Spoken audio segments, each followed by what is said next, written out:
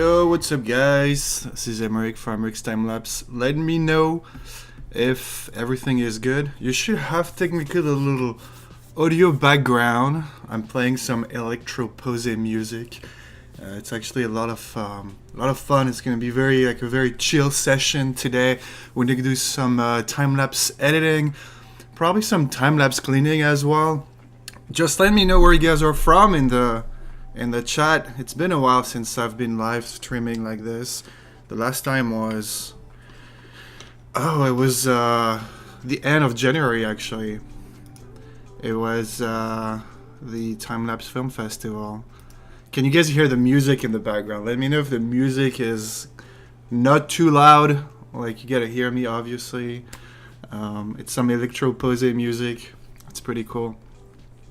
So hey, we have Ubus Man, New York City. Hey guys, Kevin from Lakeland, Florida. Jimmy, hey Jimmy. Oh yeah, you were in New York at the same time, I think. Yeah, from New Jersey. Some pretty cool from New Jersey. All good here in New York City. Nice. Oh hey Craig, how are you, man? Thanks for joining, guys. It's Friday morning for me, at least. Probably Friday evening if you're in Europe. Yeah, we're gonna do some pretty cool editing. I actually kept some couple of detonate time lapses for you. I really wanted to edit them since I got back from New York on Monday, but I was like, no, I'm gonna do it live stream. It's more fun. There's no music. Alright, there's no music. Let me know if I can put a little. Okay, can you hear it? Alright, hopefully it works. Anyway, if you don't hear the music, it's fine. At least you can hear my voice. I think that's what matters. Okay, so let me check if everything is good on this side here on OBS. I think we're pretty good to go. Did you see that little stinger I have? Like, I'm gonna play it again. It's just a free stinger I found online. I'm not gonna do this all the time. I have this one as well. Hey, this trim is much better than 3 years ago when I first started. Alright, so let's go back to the screen actually. Alright, so I want to start this live stream pretty super easy. Like, yeah, if you just joined us, let me know where you're from in the comments below. We have New York, Chicago, Vienna, France. Yeah, the music is just here in the background. I don't want it to be too loud. But anyway. So I have this time lapse from Top of the Rock. Sorry guys, I already edited the Dead Tonight, which is right there. I can show you the Dead Tonight, I guess. I posted it on Instagram as well. Just the one Vanderbilt Tower. But this is, you know, Instagram. You have to be vertical, so you don't really see much of this time lapse. But that's how the time lapse looks like. What? I'm not going to redo the visual previews. It was supposed to be done. I'm not sure what happened here. I'm probably going to do like another. I have so many time lapses I've never shared on. Does it want me to? Oh, yeah. Oh no, there it is. Visual previews are pretty quick. I'm going to do like. I have so many time lapses of LA, especially Los Angeles during the winter from the last 3 years. And a lot of New York City stuff I've never shared on YouTube in 4K. Hey Rico, how are you, man? From Berlin, Germany.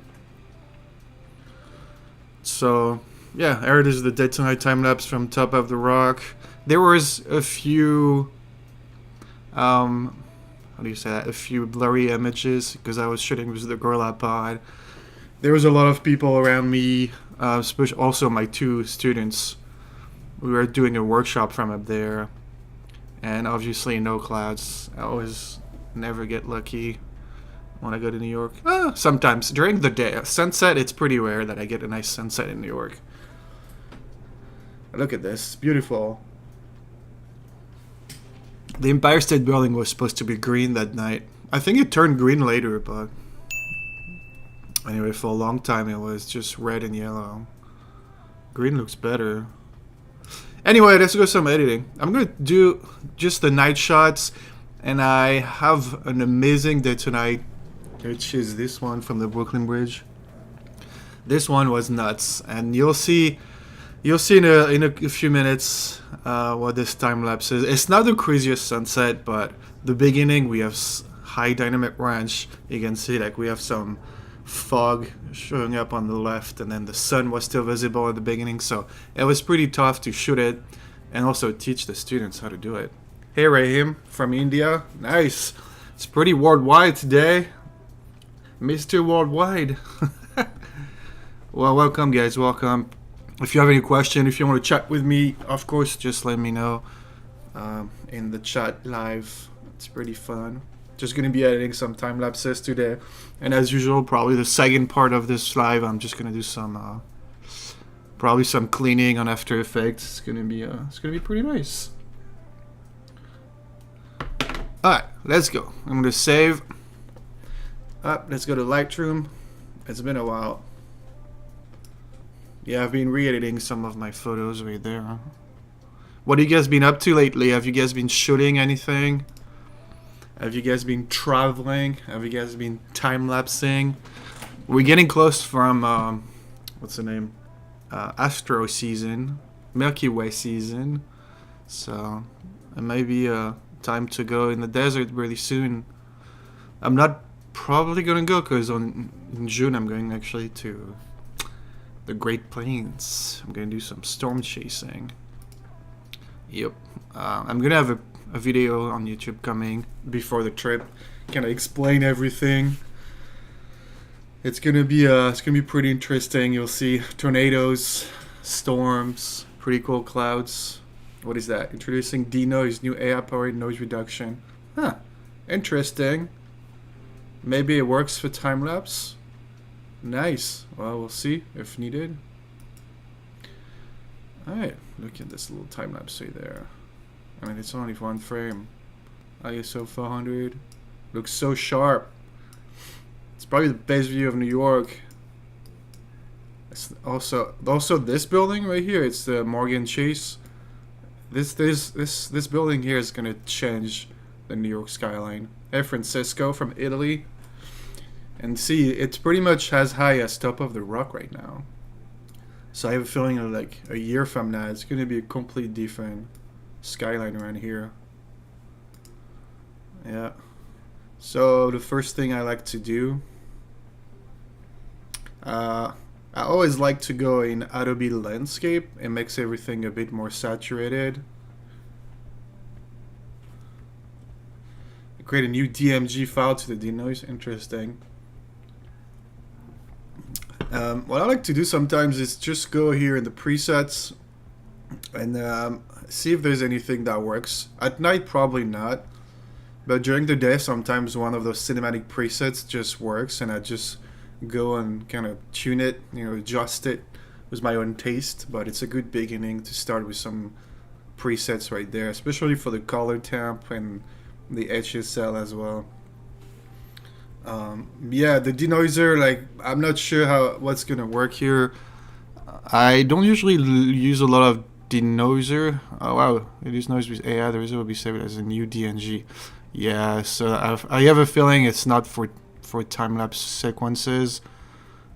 So I'm just gonna stay here with the classic, and I have like Need Video on After Effects. This is what I use. So I don't really usually do a lot of denoiser here.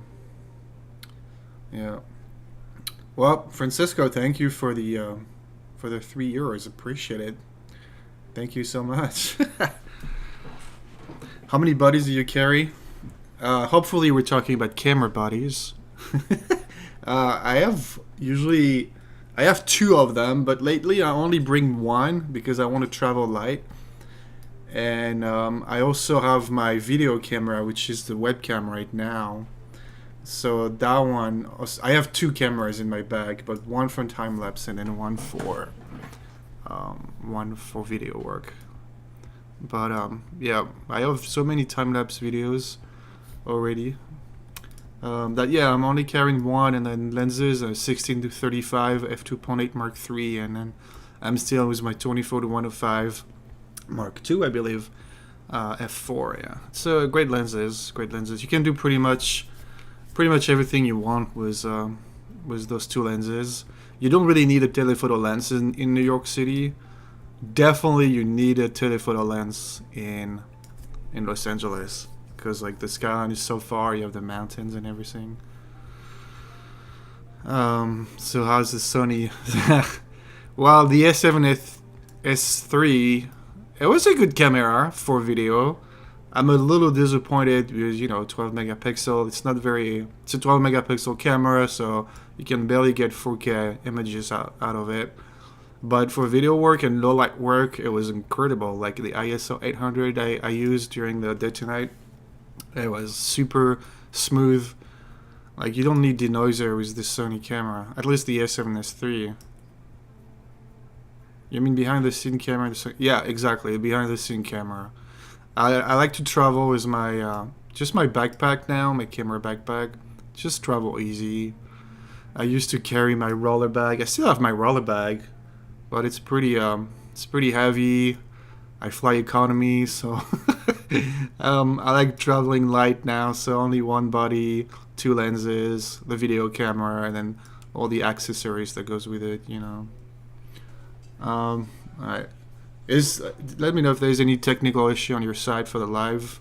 I believe I'm streaming in not in 4K, not in HD, but kind of in between. Anyway, sorry. Like right now, I need to get a little bit more. Let's see how that looks. Night shots are pretty tough because you want to keep like a very kind of tungsten light, but you don't want to have the lights to be the sky to be too blue. You don't want the light to be too yellow. You gotta find like the perfect mix, I guess. Yeah. Okay. So here we're pretty good. Like at night, it's honestly. Yep, need to go back to Lightroom probably. Yeah, it's pretty simple. You just want to add more contrast. So here, since we don't have any problem, but I usually like to also do a little bit of curves as well. During the workshop, like one of my students on the same angle, like during your day tonight, he was using a lot of highlights, shadow, whites, blacks, and you could see a little bit at the bottom right of the image. You could see, you know, the reflection because you have glasses like window panels, and you could see the reflections of people. So those people moving at the bottom right of the image was creating heavy contrast flicker. Was, you know, the highlights, shadow, the whites, black, and everything. So what we did, we removed all the settings right here, and we only use the tone curve. And using the tone curve to create contrast it's being done in a slightly different way than this one. It's more a linear way on the tone curve than this one. Here it's more pictured, like one picture at a time, and then this is more a linear way on all the entire sequence, which gonna create less contrast flicker. So that's what we did. We removed all those tools, all the settings, created the contrast with tone curve, and the contrast flicker was gone. I'm not gonna have any problem with contrast flicker on that one, but during your day tonight is usually what happened. It's a bit green though, so I'm gonna go here. Dinser, hi from Turkey. There's something I want to ask you. Well, just ask. Go for it, man. What's my favorite lens? Honestly, I love 16 to 35 and 24 to 105. Like I couldn't pick. If I had to only shoot with one for the rest of my life, definitely 24 to 105. There's so much you can do with that lens. Like 24. In some situation, 24 is a bit. It's not wide enough. That's why the 16 to 35 is interesting. But there's a lot you can do with the 24 to 105. It's not even the most expensive lens. Like it's a f4. But going from 24 to 105 with one lens is like perfect. Alright, so what I'm going to do, since we have the new noise reduction right here. I'm not going to use the noise reduction. I mean, just a little bit as usual. We have 400. I might just do it 20.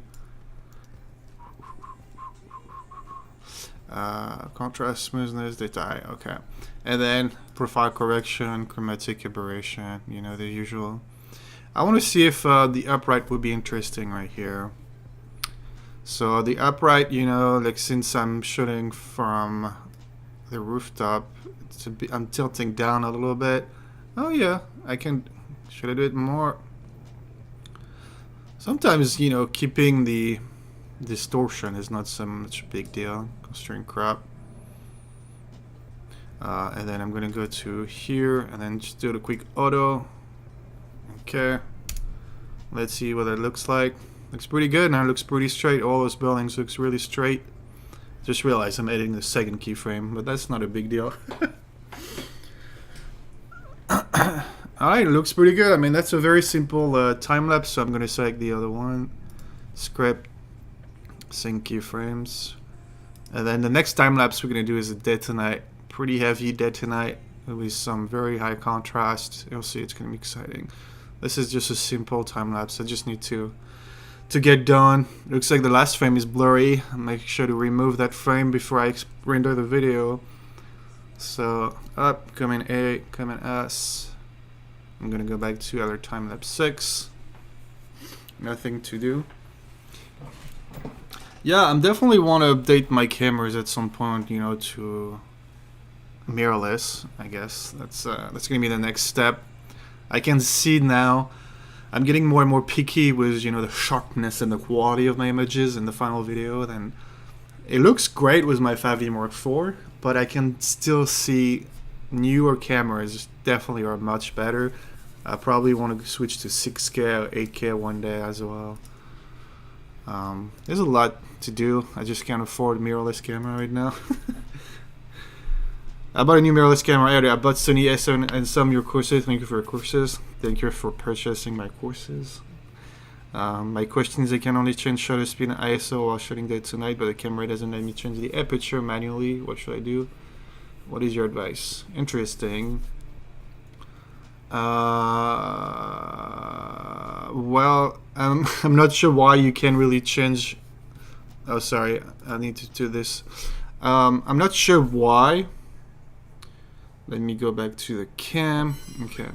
I'm not 100% sure why you can change the aperture. I was shooting with the S7S3 a dead tonight from Weehawken, New Jersey, and I was able to change the aperture a couple of times. So are you in manual mode? Like, are you maybe make sure you're in M mode? That's the only thing I can tell you. If you're in P mode, or if you're in even if you're in aperture priority mode, you should be able to change it. I'm not 100% sure what the issue could be here without seeing your camera, to be honest. Apologize for this. But yeah, you should be able to change your aperture during a dead tonight. Yeah, I have a feeling. Make sure you are in M mode, and that's pretty much it.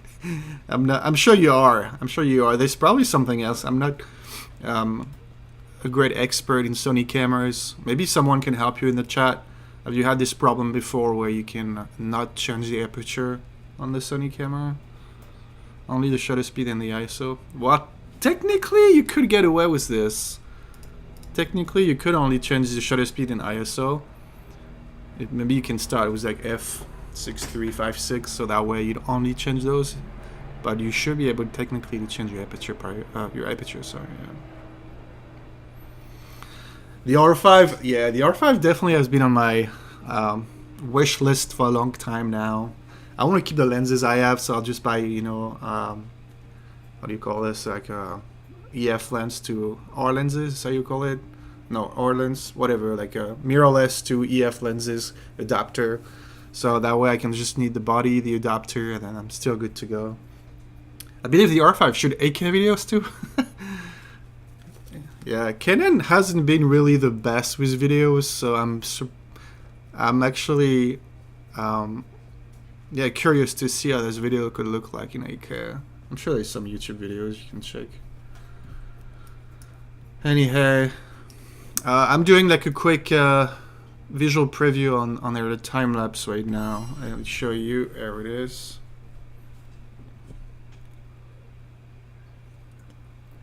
I have my little Red Bull.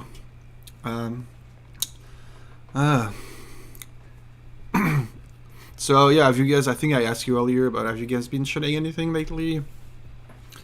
If you guys plan to come to New York City, to Los Angeles, if you guys are in LA, I would love to meet up with you. We can go shoot some cool time lapses. Even though it's like summer now, it's almost summer. Let's see the weather. It's like 22 Celsius, 25. It's gonna be pretty hot today. Oh, it's gonna rain on Wednesday. Ooh. Maybe some cool new time lapses in May. It's gonna be May already. Rain. It's rainy day in May in Los Angeles. What a crazy season we had. Can you guys hear the music in the back? It's probably very subtle, but let me know if you can hear the music. I'm probably not gonna be able to monetize this live, but it's fine. I'd rather have the music and not monetize it. I'm not doing this live for money, just to edit and spend some time with you guys, even though it's just chat, I guess. New York City. Honestly, there is no city better than New York. I'm gonna use my little bubble. Oh man, I think the transition is too early. Anyway, last time in summer 2022 in Frankfurt in 35. Yeah, it's like this every day in LA during the summer, and we get some like heat waves all the way to 45 sometimes. It's only a few days. It's not like Las Vegas where it's like 45 every single day. Americans looking at like Americans probably hearing those numbers are like 45 is pretty cold. 35 is freezing temperature, but 35 in Celsius is like crazy hot. That's the only thing after 10 years in the US, like miles I'm okay, feet I'm okay, but Celsius and Fahrenheit, no, like Fahrenheit for me it's a nope. Like I can't use Fahrenheit. It doesn't talk to me as much as Celsius. You know, zero is ice, 100 is boiling. Anyway, matrix system is better system. Sorry, no, I'm gonna lose all the Americans. Please stay. Anyway, I'm just doing this little right here. Let's go back to the screen. It's almost done. Just doing the little visual previews right there. And then we're gonna switch to an exciting Brooklyn Bridge Park day tonight. This one's gonna be pretty interesting to edit, to be honest.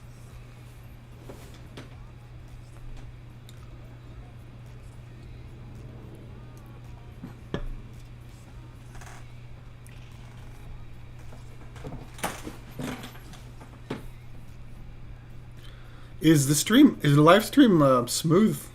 I don't know. Maybe because I have a lot of stuff on my side. It does look it's a bit laggy, but maybe it's just my computer, I guess. I'm gonna check my live stream on my phone. Yeah, it does seem a little laggy, huh? And then we're gonna switch to an exciting no. Anyway, I think it's not a big deal if you can hear me and see what I'm doing. Yeah. Yeah, it's a little laggy. Anyway, I'm probably gonna turn off the music. Maybe that might help.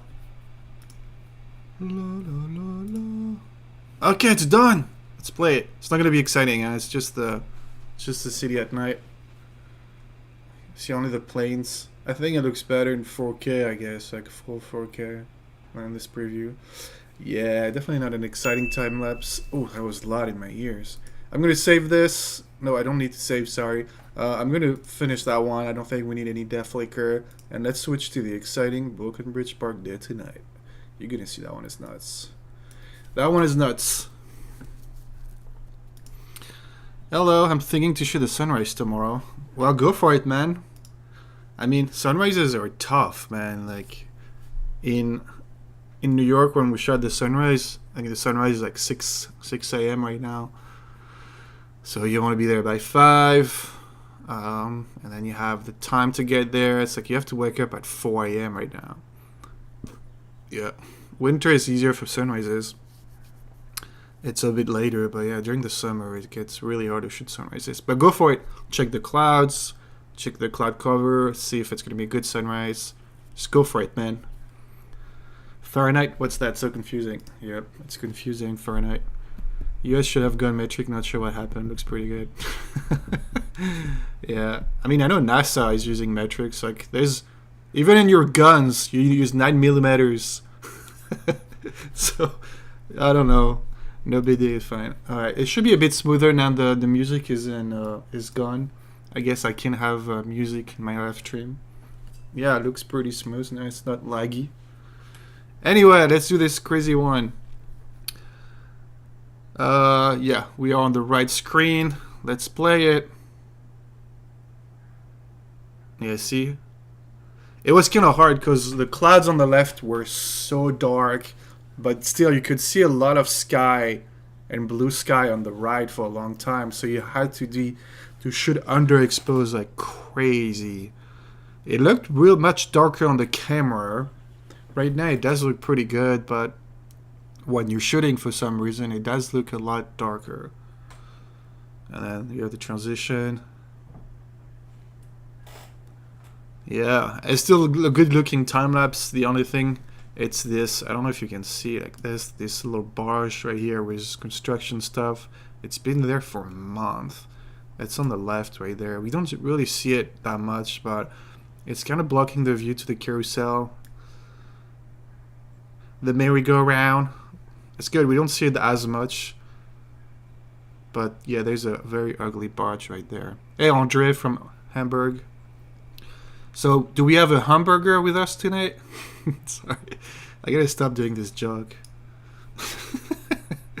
I see something like you use DaVinci Resolve time-lapse editing workflow. What do you think of this workflow? I've used DaVinci back in 2015 for like video work. It's amazing, like all the color grading tools you can do. The only problem I have with DaVinci, maybe they're gonna change it, or maybe they already did. Well, you have to create a DNG sequence. So if you come back home with like CR2, CR3, or like any other camera raw images, you have to convert them to DNG first. And to me, it's kind of annoying. Like, I don't want to do another step just to be able to edit the time lapses. Hopefully, maybe they will update this problem one day. That would be great. Like, we should be able to read CR2 files or like any camera raw images straight from DaVinci without using DNG files.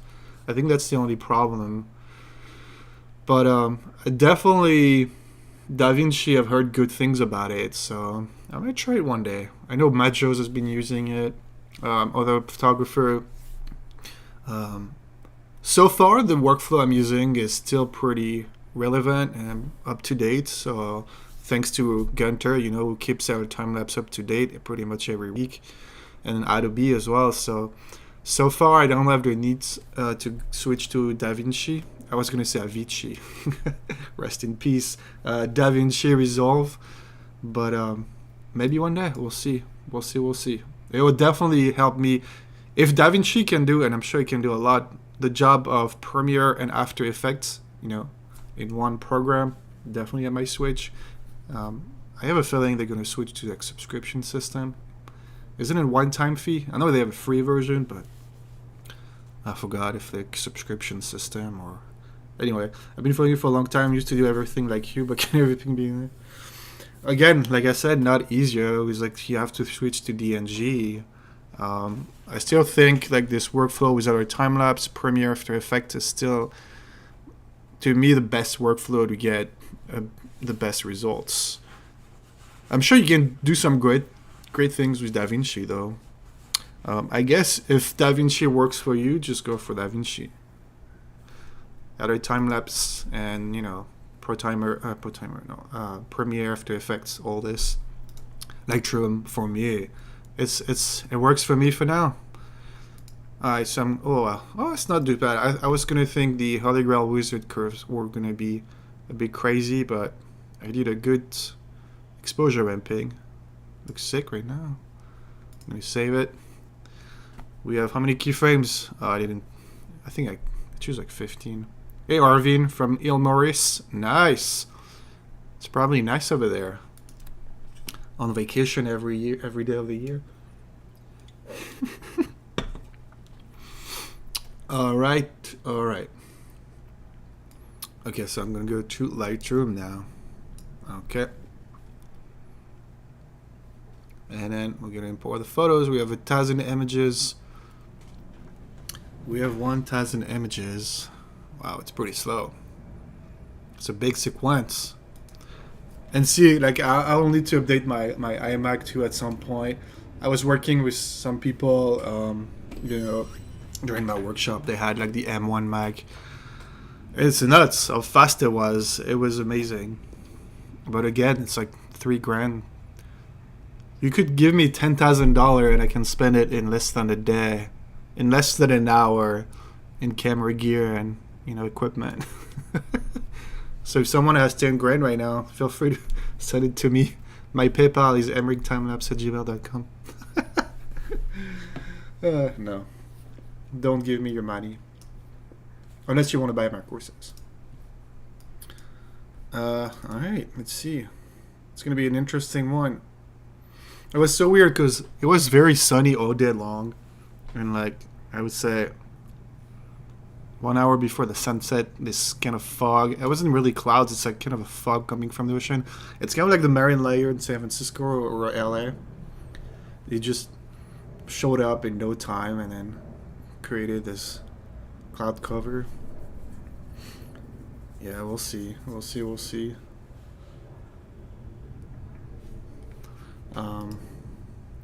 It's gonna be an interesting one. It's only the beginning where you the high contrast. Sorry, I didn't switch back to the screen.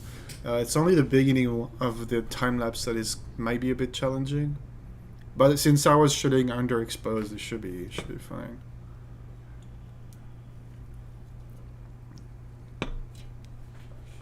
Let me know in the chat below, or like no, it's on the next to the video. Let me know in the chat like what city do you think is the best time lapse city in the world? For me now, it's like New York City, and then close is Chicago. Chicago, for you know, both those cities look amazing with the mix of new and old architecture. What I like with Chicago is like super easy to fly a drone, you know, above the lake. In New York, I would probably do it maybe from New Jersey. But Chicago is nice because you can fly a drone super easily. And I haven't been to like. I have a feeling maybe Shanghai could be fun. Let's get the cities. Frankfurt, London. So many. Paris gonna be nice too. Oh, we're gonna do a workshop in Paris actually next year. Yep, time lapse workshop in Paris. That's gonna be fun. All right. I'm gonna check if my backup is not working right now. It shouldn't be. Yep. I'm back on YouTube here. Okay, what is this? No, backup is not running. Okay, let's do the color editing for those little frames right there. We have 16 frames. Nice. I don't think I'm gonna use the presets here. I'm just gonna go ahead and use. Oh, why is it? I'm always at the bottom. Up, we're gonna do Adobe landscape here. Looks pretty good. What I like to do sometimes is go to white balance, just do a quick auto. Yeah, it's not bad. You don't want to leave auto here though, so you can adjust it yourself, but it looks pretty good. Nice. Look at the power of real image. I mean, it's not even that big here. So since we have like boats right by the camera sometimes, I'm thinking I'm just gonna go super easy here with the highlights. With all the contrast here, I'm gonna go super easy. Let's just do the exposure a little bit. Push the shadows a little bit. The whites. I'm gonna go super easy. I'm not gonna go extreme here. For the only reason that I'm afraid it will create some contrast flicker with all boats because they're pretty big on the composition of the imagery here. A bit of texture, a bit of clarity, a bit of dehaze, and then to create the contrast, well, I'm gonna go here in the tone curve, so we can do the same job, you know, removing some highlights here. Push the lights a little bit. Nice. Create some contrast with the dark, but not too much. And then the shadows a little bit. See. Oh, I like this silhouette look, you know, when I'm shooting towards the sun. I like this silhouette look. So, yeah, use tone curve as much as you can if you think you're going to have contrast flicker. Okay, it's pretty green right now. For some reason. Yeah, I knew that I was gonna... I kind of like this fairy orange type of look right here. 27. Let's see before. Oh, wow. Yeah, there's a big change right here, huh? Denver is a okay city to time-lapse. It's not easy to find good spots. I know someone who shoots like drone stuff in Denver all the time. I think drones is the best way to capture Denver. I believe I'm already in camera in Canon landscape. I'm already in landscape in the camera as well. But since I'm shooting RAW, I guess it doesn't matter much. I'm usually using that one, let it be landscape right now. To me, it's the one that I like best for this kind of city time lapses. Sharpening. I was shooting what, f7.1. Yeah, I feel like f7.1 is like the best aperture, so you don't have like any dust spots visible. Like since I started shooting 7.1, like I haven't had any dust spots issue, which was very, very annoying. Like f8, you might see them a little bit. Over f8, I think that's the only reason why I shoot f7.1 now. Oh, it's, you know, wider. Just so, even though I clean my gear, it just, there's always dust. Sometimes there's dust spots showing like during the time lapse. Like there's nothing I can do. Especially if you shoot like this, like next to a water, next to the ocean or whatever. In a minute. No, we don't have to go that much here. Okay. Well, we definitely need to do some upright right there. There is definitely some upright to do. So I could, first of all, I'm gonna go here and do some auto. Okay, it was perfectly straight, and then a little bit of upright right there. It's so hard with the bridge. For some reason, it just always looked like the left tower of the bridge is always tilted, even though it's not. Right now, it looks pretty good. Look at this difference. Yes. Maybe a bit yellow, but yeah, let's see what we can do. I kind of like the yellow colors, especially in sunset. Oh, not bad, not bad. See how it was before, yeah. This is probably one of the hardest time lapse to capture. Like dead to night, facing the sun. You can't really change the settings until the sun is like gone, but we got lucky it was the clouds. Oh, it looks so sharp with a little lens flare here. I don't mind lens flare, kind of looks cool. Looks pretty sharp otherwise. Nice. Looks sick. Yeah, it's hard to find the right temperature on this one.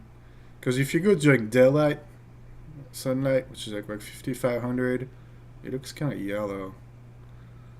So let's go more like in between. I want some blue, but you want some warmth a little bit, some heat. You gotta find the perfect balance. It was still green before too. Alright, I think I'm gonna call it for this first frame. Let's go to the next line. What do we got here? There it is. The clouds are gone now. The clouds, the sun is gone. I mean, it's still very overexposed here because the sun is really close. Yeah. I think I'm gonna do something like this. I might create a mask. Maybe a mask in the sky. Use one of the other time-lapse masks to just make those clouds a little bit more dramatic. Where's the mask? Right here. So, wow, it's pretty slow. It's part of the live stream. I don't want to take the bridge. Yeah, something like this could be pretty good. I get most of the sky, and then we can add a little bit of, where is it? Right here. A little bit more clarity. You don't need too much. Clarity in the sky, a little bit of dehaze in the sky.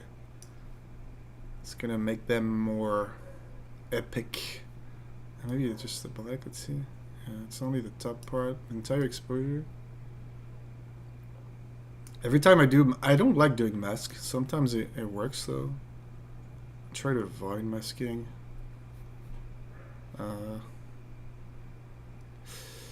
Yeah. Is that here? I forgot what I was looking for. Okay. I'm gonna leave it like this for now. I might move the highlights here a little bit more in the tone curve. Wow. See all the information we get back here?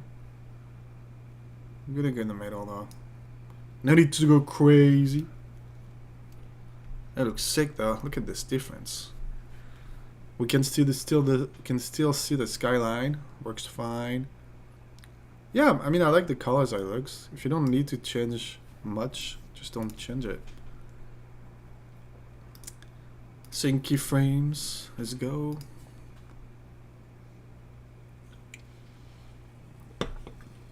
I believe the sun will be cool. Yeah. Sun is completely gone. It looks pretty sick though. Alright. This before. Wow. Yeah. No, I don't use external monitor. I'm using my iMac. Right now. That's pretty good. Pretty good colors. I haven't had any problem with, like, you know, when you watch your work on other monitors. Or like, you know, TV on a phone, like having very different colors. Like the iMac is pretty good. I've never calibrated my screens either with the colors. Like I don't know if it's needed. For some reason the iMac has been pretty good. Wow, yeah, that looks good. Okay, let's see if we can. I don't think I'm going to touch the mask. I have a second monitor though, but that second monitor is kind of crap. I'm using for other work, but when it comes to color correction, I always do it on my iMac, which is right there. It's like 2019 iMac, I think. Seeing keyframes.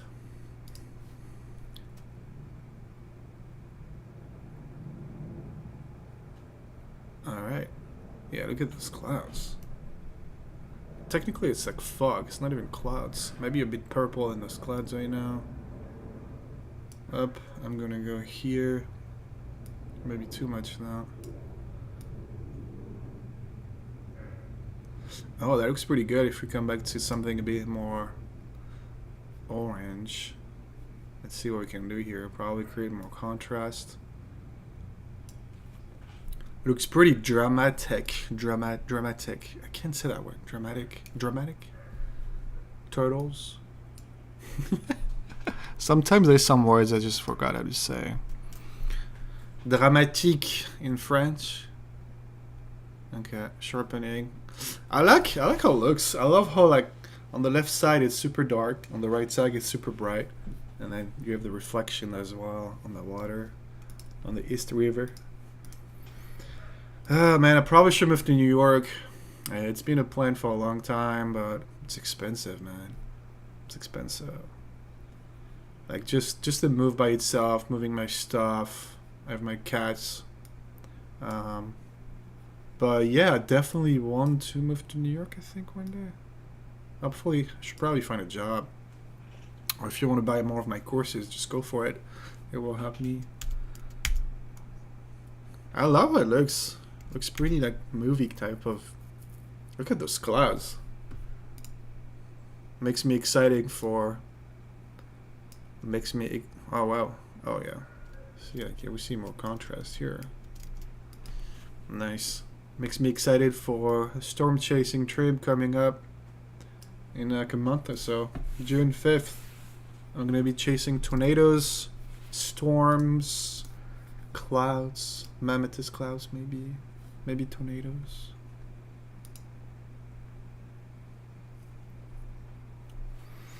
Yeah.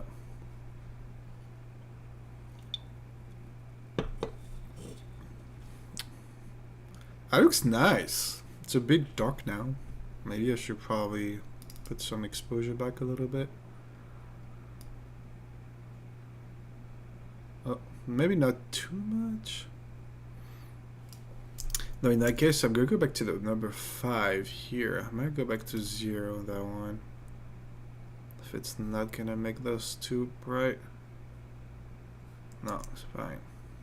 And that one, number 6, I can go to. Yeah, that looks good. I'm gonna add more contrast. For some reason, I just love contrast, man. More than before. -20. It's very blue now. Let's see if we can get. Yeah. Alright. It looks pretty sick right now. I like all the clouds. Look like they have like a lot of contrast, which is kind of nice.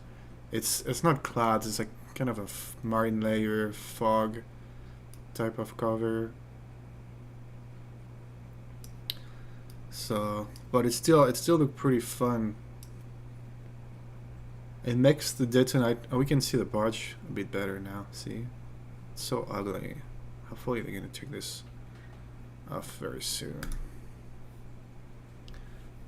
Okay, what is it now? Nice.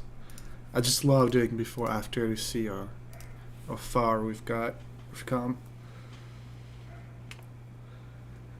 Okay, so I believe like until probably 11 it's gonna be not many changes. Let's see what we got here. What? It's kind of boring right now, so how can we make this more interesting? No. Oh yeah. That was pretty blue before now. Let's see how the one before got. Yeah, that one is maybe too blue now. Let's make it change a little bit. Come back to that one. I'm gonna put a bit more dehaze. It's too yellow now. It's hard to find the right balance. It's a white balance after all. You gotta find the right balance. Okay. That would be great if we could have a shortcut. Can we do shortcut though? Shortcut editing? I gotta check if this is possible to do a shortcut for like sync keyframes instead of going up there every time. I know you can edit shortcut on After Effects. I've never tried on Lightroom.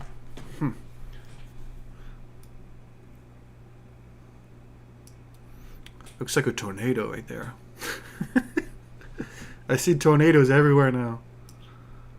I'm gonna stay 12 days on the Great Plains. That's gonna be what? Texas, Oklahoma, Nebraska, maybe New Mexico, Colorado, all those states in the middle. We're gonna go storm chasing, and obviously seeing a tornado would be nice. I'm going with someone who knows storm chasing for 2 reasons. Number 1, for safety. You know, you will know what to do if there's a bad situation, a tornado, a big storm. You'll know what to do. And obviously, the second reason is to chase the tornadoes or the storms, knowing where to go, where to position yourself, where to drive. So that's the only 2 reasons why I'm not going to go alone. There's no way. I'm not going to do this alone. It's a bit dark now. But yeah, it's going to be a pretty exciting trip for like 12 days chasing the tornadoes in Tornado Alley. Something I've been wanting to do for ages. It's part of the new Emeric's Timelapse.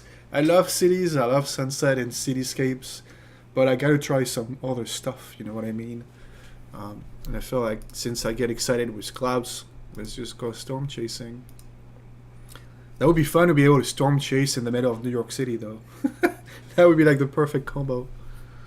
I guess that's what kind of I was doing this in LA. Oh, I like this colors for some reason. It's probably right after the sunset. See, it was the same white balance from one frame. Here, pretty yellowish. A little bit of blue, and then it gets back to blue probably because we probably ran blue out right at the time. Kind of looks cool. I love the mood in this photo right here. What's the ISO? It's still 100. It's a tiny bit green though. 29. Okay.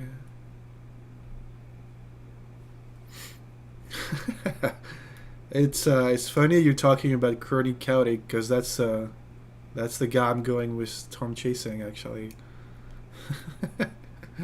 We've been chatting for a while. I'm going chasing Storm with Chronic with Jeff. Jeff, sorry, that's my friend Jeff.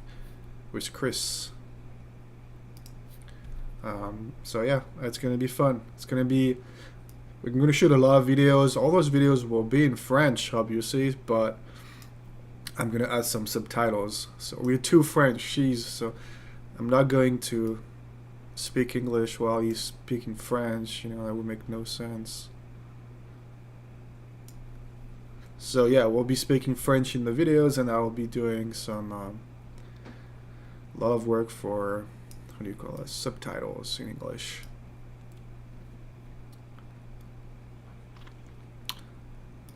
Darkness, yeah. And it's funny because Chronic Chaotic, he's French, like he lives in France, but when I sent him a message about Storm Chasing, he was already following me. He knew who I was. So that's why he accepted my invitation to go Storm Chasing together. It's gonna be a fun time. I know a lot of people are going this year. Tornado season's already started in a way. There's a lot of tornadoes in, where was it, like Alabama? Yeah. So hopefully we're gonna have some nice storms in early June. Yeah, that's a long time lapse. 16 keyframes. That looks nice right now, huh? Look at those clouds. So weird. So this is where it gets a bit tricky because, you know, at nights it's getting here. You gotta find, like, again, the perfect balance between the blue, yellow, green, and purple. And as well as the blue sky, the city lights that are more yellow. Yeah, it's always tricky this time of the sunset.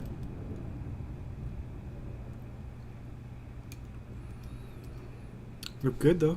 Looks good. Up 14, almost done with this one, and I'm gonna edit the Weehawken, and it's a crazy sunset we got. The last sunset I was shooting before I, you know, came back to LA. You're gonna see. Oh wow, that looks nice. Interesting here. Those clouds are very weird. They're very interesting clouds.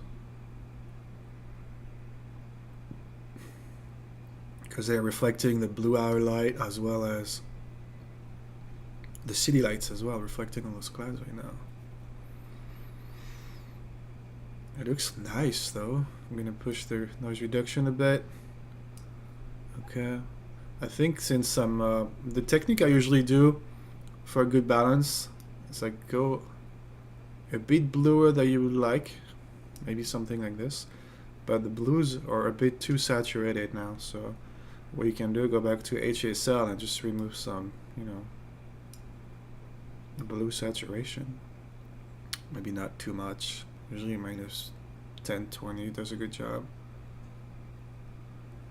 That way you get a good white balance. Your blues are not too saturated. Your city looks nice. Okay. Almost done.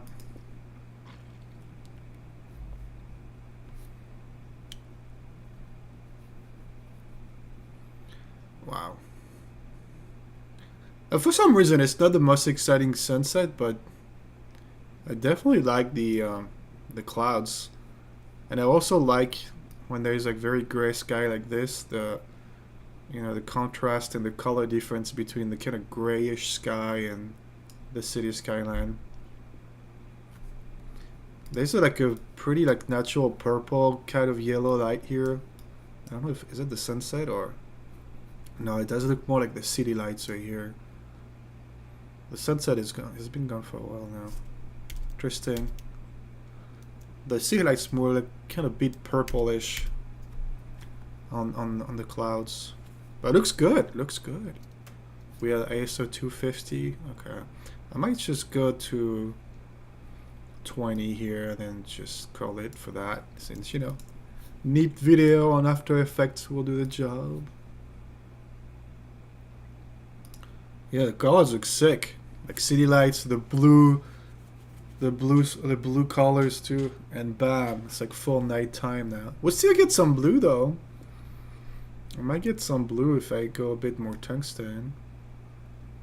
Nice, not too much though. Definitely too much purple right here. Very low clouds, as low as the Freedom Tower. Yes, looks sick. All right, hopefully not too much contrast flicker. Ha, we'll see. I'm gonna go ahead and then save the metadata. Alrighty. And then we can go back to the time lapse, to the LR time lapse. Yeah, it looks amazing.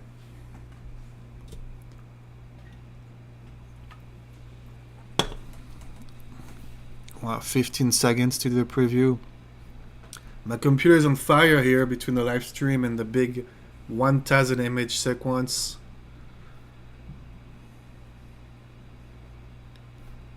Yep. Yeah, I need a new computer. It still works fine, but I gotta be patient. I guess I am, because I'm a time-lapse photographer, so. Alright, auto transition. Yep. While this is doing this, I'm gonna go back with my bubble stinger to my camera. And yeah, for some reason the transition is too early in the back. I'm gonna show you Chronic Chaotic.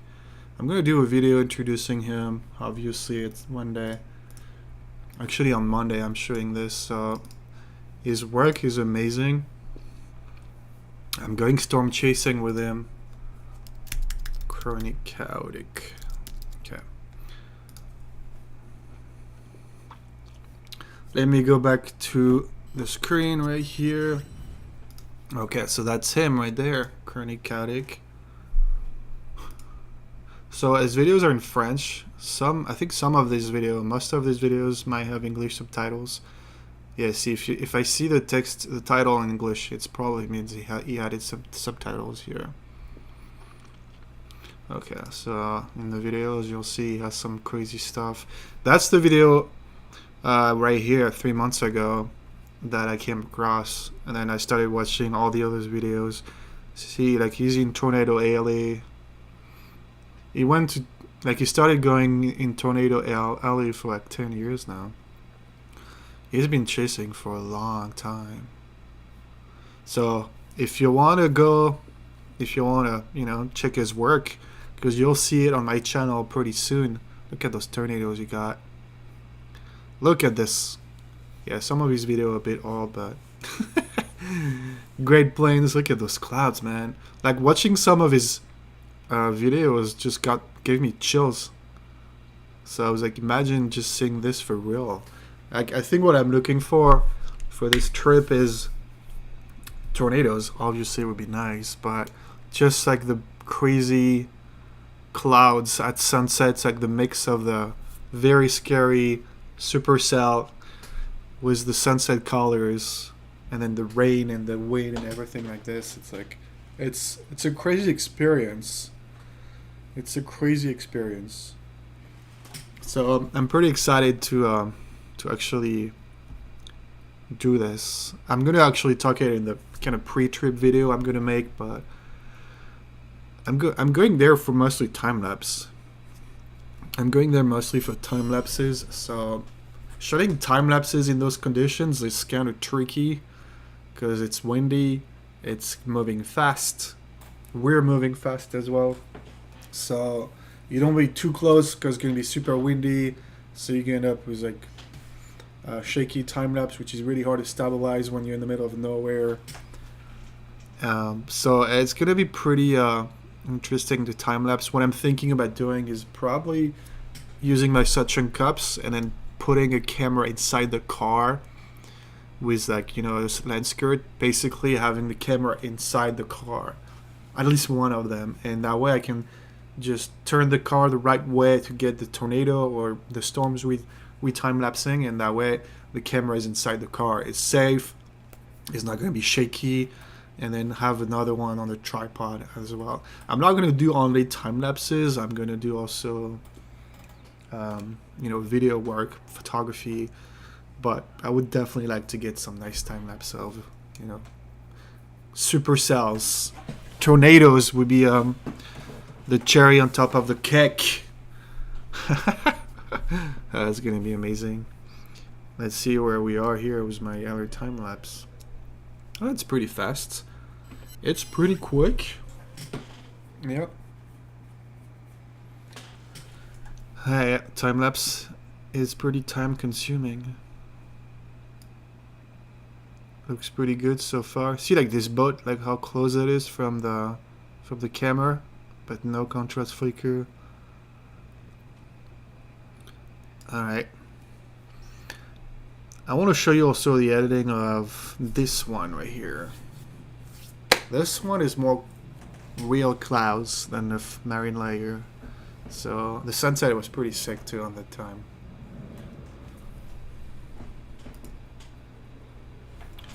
Yeah, we got all those during the workshop. We're gonna do another New York City workshop next year, and a Paris workshop as well. It's gonna be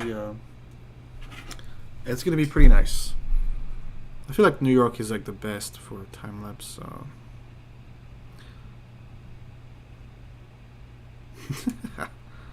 Nice. What's the difference between subspace warp and position scale rotation using website? So the difference on those two, what at least I understand from it, is subspace warp, you're gonna authorize the effect to distort the side of your images to stabilize it. So sometimes when you have high shakes, like it's very shaky, you'll see some sort of wobbles type of thing. That's what the warp stabilizer is, distorting the image to stabilize it. But with the position, scale, and rotation, like it says, it's only using, you know, the position, the scale, and the rotation of your image to stabilize it. It's not going to distort it. The subspace warp might distort your image in order to stabilize it. So if you're on a tripod, even like for time-lapse photography in general, you want to use position, scale, rotation as much as you can. But when you're stabilizing videos, for example, I have a feeling like that subspace warp works slightly better. Because it might distort a bit the image, but it does it in a very good way. But for time-lapse, if you only use position, scale, rotation, that's the only thing you need, basically, especially if you're on the tripod. It's not going to be distorting the image.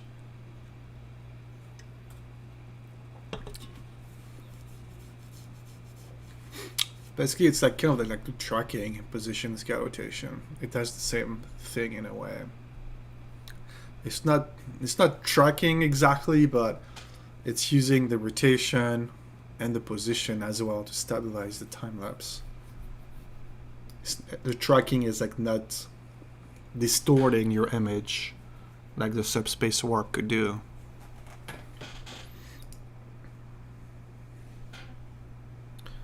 Yeah, it's quite fast for a 1000 image sequence. Actually, it's not that bad. Can't wait to see how it's gonna look like. Oh, for some reason it skipped some frames here. Not sure what happened. Maybe I was previewing the picture or something.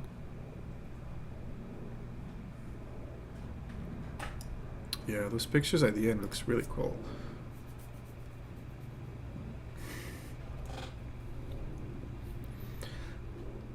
Yeah, there was something else too. Yeah, I probably should do another live for After Effects cleaning because I feel like this one we've been already for an hour long. So let's do the bubble transition. Kind of like it. Ah, it's too early. Can I change the bubble transition settings right here? Technically, I can. Let's do 20. Let's see if it works now. Ah, perfect. So fancy. There it is. Yeah, I sometimes I watch the first lives. I was using only my camera, computer, audio, and webcam from like 3 years ago. Now you have stingers, transition. My Lumix camera looks pretty sharp. You can see all my default, my how do you call this? I don't know what I'm saying. Anyway, let's do a bubble to the screen again. Yeah, I could do. I'm gonna create my own stingers, probably with a time lapse going, and then scroll transitions. Cheers, guys! I'm still with my sugar-free Red Bull. What time is it? It's 12 already. Yeah, sorry. I'll do a live for After Effects. Other than time lapse program, do you know of another brain-wired remote control that takes half a second interval? Huh, that's a good question. I think there is one. Some people, like a long time ago, was talking about, oh yeah, you can use this because it's gonna do under 1 second. I forgot the name of it, and I forgot if it's still on the market right now. I believe the Pro Timer is the only one because there's no autofocus signal, which means it's like you can be quick, very quick to take the next image. That's the only one I know. And maybe there's some other stuff on the market, but not. I don't remember the names. I really do not take my camera for this journey. Side. Wait, when you were in New York City, you mean? When you were in New York City, you didn't have your camera? Is that what you mean? The English 22. I sent them an email, I think a couple weeks ago. They also send an update on the Kickstarter page, apparently. Yeah, it was supposed to be there in December. It's already May. Yeah, it kind of sucked, man. I don't know why they're taking so long. I'm not 100% sure. I think there was some delays with the chips or something, like something in the, like some of the products to make it. I don't know. I'm not like an expert when it comes to this, but hopefully I'll be there soon. I want to test it though. I really want to test it. Like, just send me one so I can review it on YouTube. It's gonna be sweet. The Miops lightning trigger has a time lapse mode that go below 1 second. That's possible. That's definitely possible. I had like a Miops product, the 360 Miops. Is that a thing? It's still in my bedroom, but I've never used it. It's like a kind of a motorized panning head. They sent me like a while ago, but I had issues using it. I've never used the lightning trigger though. For parts, yeah. Sorry, that was the name I was looking for. Yeah, yeah. They're running for parts apparently. That's the only reason why they're late. But I'm excited to see what's the difference going to be between the Unleashed 18 and Unleashed 22. Yeah. The only thing that, I think it's a great product. The only thing that definitely won't make me use it all the time is that you have used your iPhone, like it's great in all that you can control your camera with your phone, especially to change the settings. But for time-lapse work, I just like having everything on the camera, like, I mean, the Pro Timer is not on in the camera, but it's it's part of the camera in a way when it's all ready to go. I don't have to use my phone, unlock it, click on the app, go there, like click on 20 different things just to make a time lapse. Here, Pro Timer, it's like literally you just click 3 buttons and it's good to go. I think it's a simplicity that I like. with like a regular external intervalometer. Even though I think the unleashed is amazing, yeah, I'm still for my own work. I'm gonna keep using other external intervalometer, unless we'll see what happened with the 22. Maybe it's gonna go above and beyond my expectation. But yeah, if I can not use my phone to create a time lapse, that would be great. I already spent too much time on my phone, so. Alright, it's almost done here. We have how many photos left? 200 photos left. It's pretty quick for a 1000 image. Alright, let's do the bubble to the screen. Yeah, that's what I'm talking about. When I use the built-in interval, I can't change any parameter settings even in M-mode. Maybe I should use a dedicated interval. What camera are you using exactly? That's the thing with like built-in intervalometer. Like sometimes you can't even control your camera settings. I'm sure with newer cameras it's not the case. It's been the case for a long time, especially with older models now. If you might have an in-camera intervalometer, but if you can't change the settings, it's pointless. And still, the 5D Mark IV, I believe, has one. I've never used it.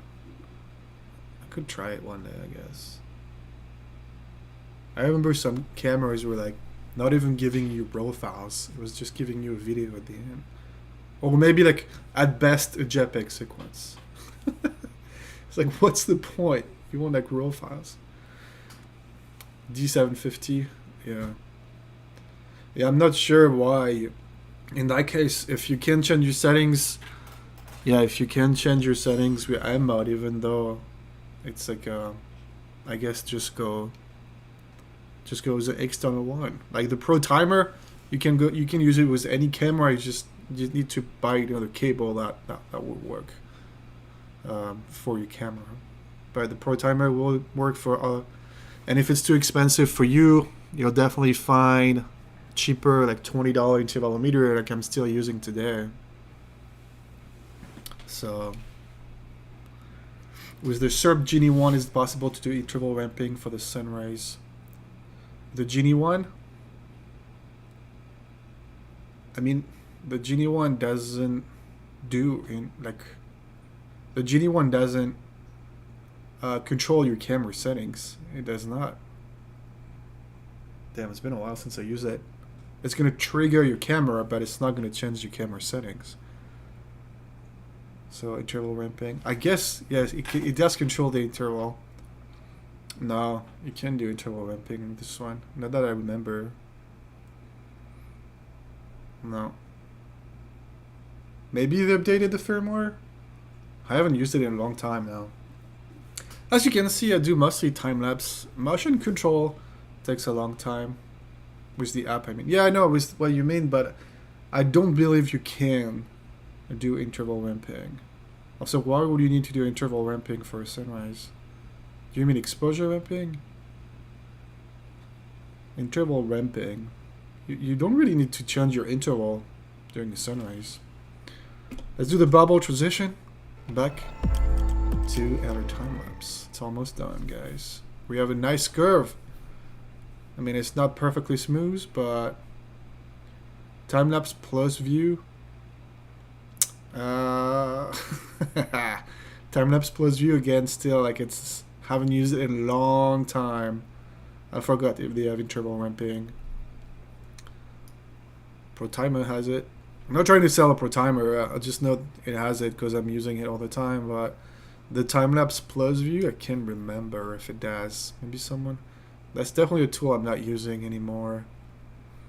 Basically, you understand what I mean here. Everything that's going to do the exposure ramping for you, I don't like it. I really want to do it manually. It's a more crafty way of creating a time-lapse. And it's a serious talk here, guys. Like, yeah, you have all the machines doing things for you. And that's what I was talking about when I was doing my review about the time-lapse plus view. It's a great tool. But I don't like having a tool doing everything for me. Like, yeah, you set up your camera, you select, the tool and your exposure, and then you just wait for 2 hours doing nothing. Like, I like taking care of the camera, adjusting the settings, making sure it's the perfect balance. There's always a risk for failure when a tool is doing it for you. That's why I hate tools that's going to do the exposure ramping for you. The Unleashed is great because I use it to change the camera settings on the phone. Even though I had problems with the exposure, the auto bulb ramping on it, we'll see. Maybe they made it much better on the new version, but yeah, still waiting for it. We'll see what happened. Okay, guys, let's play this cool time lapse. Yeah. Hopefully, no contrast flicker. Yeah, it doesn't look like we're gonna have some. Maybe, maybe not. Oh, those clouds looks cool. It looks like the clouds are raining. Like they're just falling on the. That's an interesting time lapse. Bunch of helicopters. In New York, there's no birds, but there's the helicopters. It's so, yeah. It's so weird how you can see the clouds just being blocked by the buildings in the middle sometimes. That's an interesting time lapse. Anyway, I'm gonna select probably the top part of the image for the depth flicker. That way we don't have the water in the boats. It's gonna come mess up the time lapse.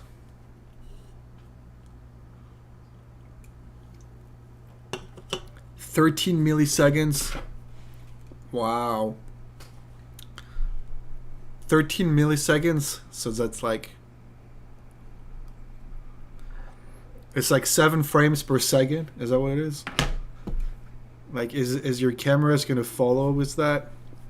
Your camera, your SD card, especially shooting RAW files. That's nuts. You probably don't really need 13 milliseconds time lapse though.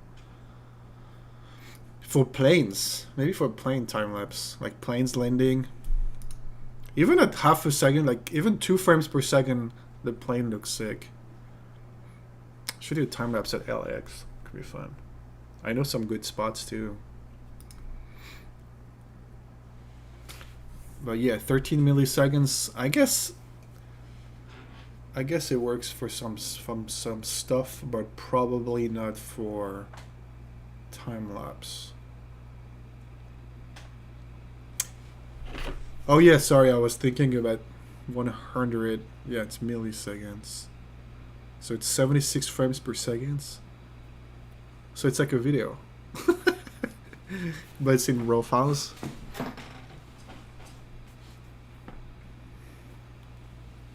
That's nuts. Yeah, it's pointless. It's great for I don't know what you would use this for. I mean, can your camera, sorry, can even follow that? Like, cause you can do the bust. Is that, how do you call this? The fast mode, like on your camera, it's like no more than 16 frames per second. Burst mode on your camera. So what's the point of having 76 frames per second?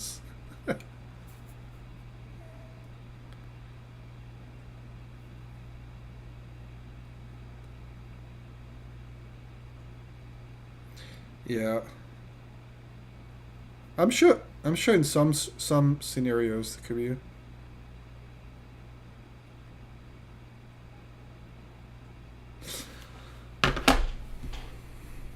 Not for time lapse. For timer, yeah. I should do more motion control. I love motion control. I love SERP. SERP does some great stuff. Let's go like here. The thing I don't like with motion control is like how much time it takes to set up.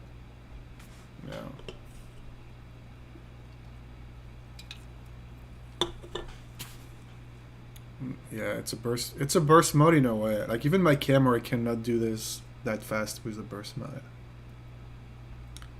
So 13 milliseconds, yeah. Maybe if you're taking pictures of a race car.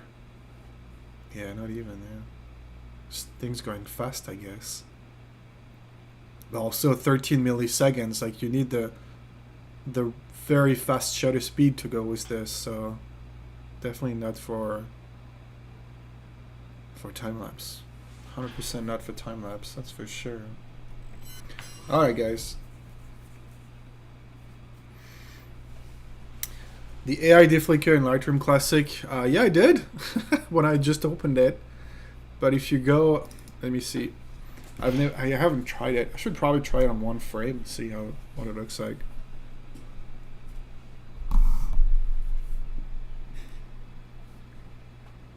I can try it on. I don't want to use that. It says it's gonna create a DNG file.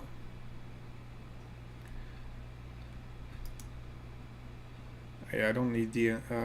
I could go grab a picture and then just try it.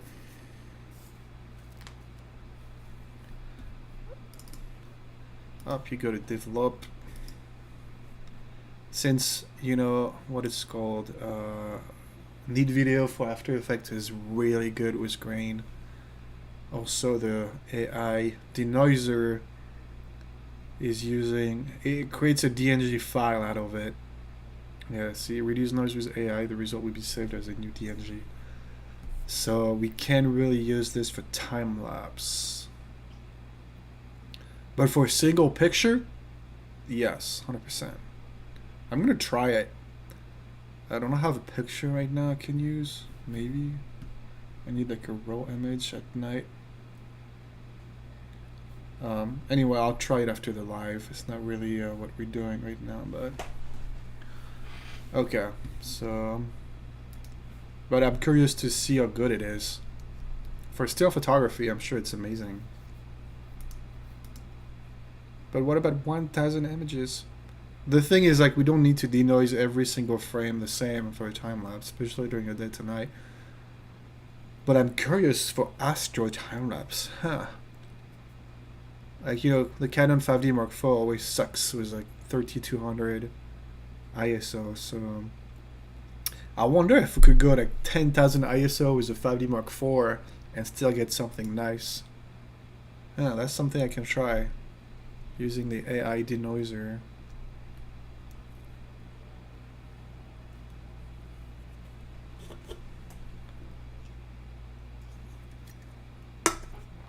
I saw some good result, but hopefully they add for time lapse. Yeah.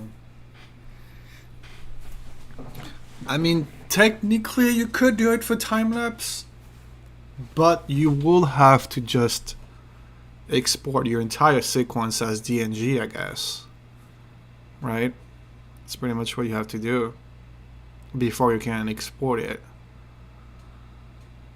But I mean, yeah, it's amazing that it's using AI denoiser now to do the denoiser. That's pretty cool.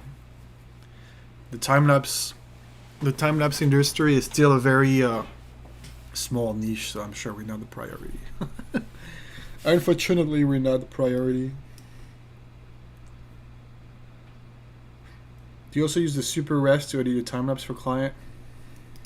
Do you mean like the super resolution? Yeah. Is that what you mean? ProRes? So now I'm exporting in 5K. Maybe some of you can help me right now.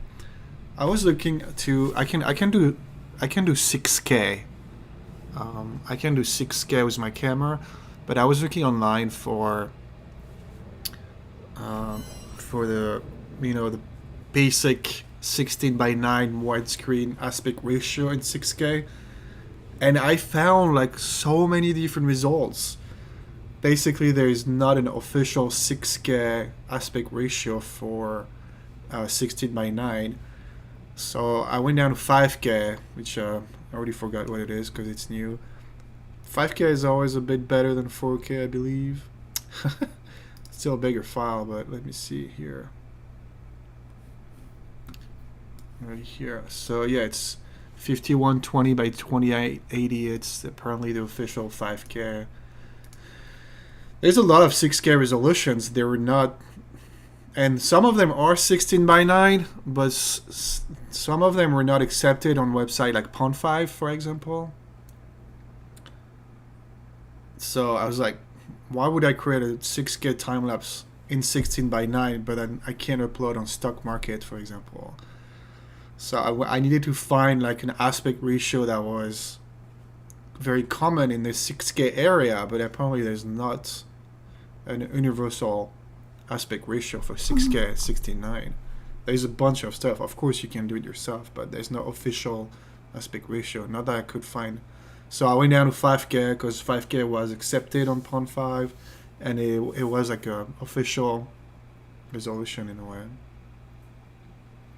What's a DNG? DNG is it's a raw file. It's like a more universal raw file. I don't believe it's like a.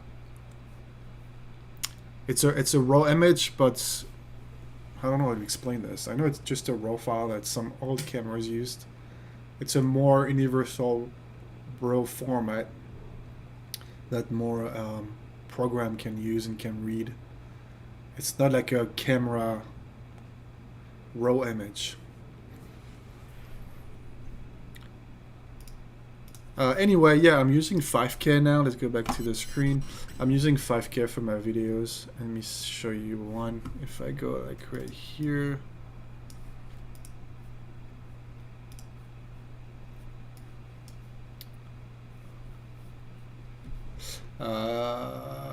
Digital negative. Yeah, that's what it is. Chicago export.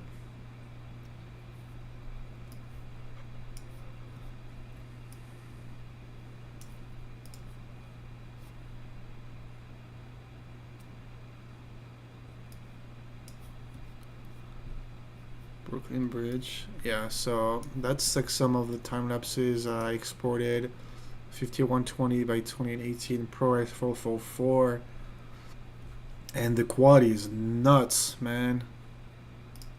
Look at this, it's so sharp. Like, maybe I'm open that one. 6144 by 30. Is that 16 by 9 though? Let's see. It should be like.